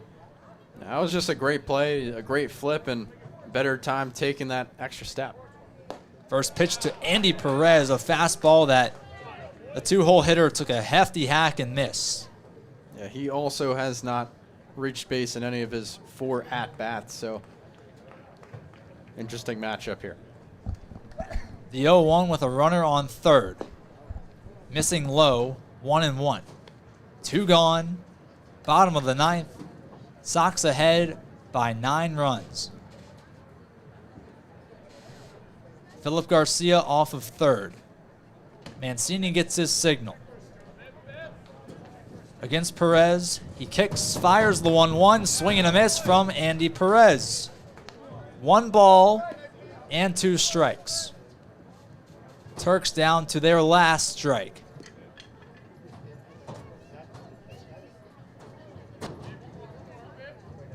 Mancini, a deep breath. Readies the 1-2 and delivers. Foul tap by Perez just behind him.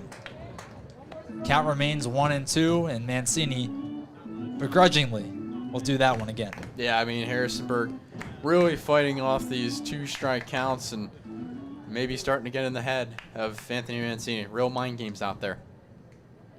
The 1-2 from Mancini. Perez fouls it to the right side this time, staying alive. The runner on third is Philip Garcia. He reached base via the hit by pitch. A 12-3 ball game in favor of Charlottesville, bottom of the 9th. And 2 outs. Mancini in a 1-2 count. Kicks, fires the pitch, lined into center field, and Garcia comes home to score. Your new score, Charlottesville 12, Harrisonburg 4, off the RBI single from Andy Perez. That's what they were waiting for there. Just a tough play, and oh, there you go. Run scores. Still 2 outs, bottom 9. Brody Dalton up to bat for the Turks. First pitch from Mancini. Can't find that outer edge, 1-0.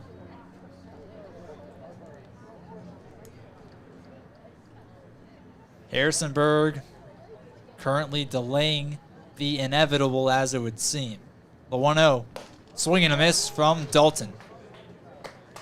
A big hat from the Turks DH. 6'3", 220.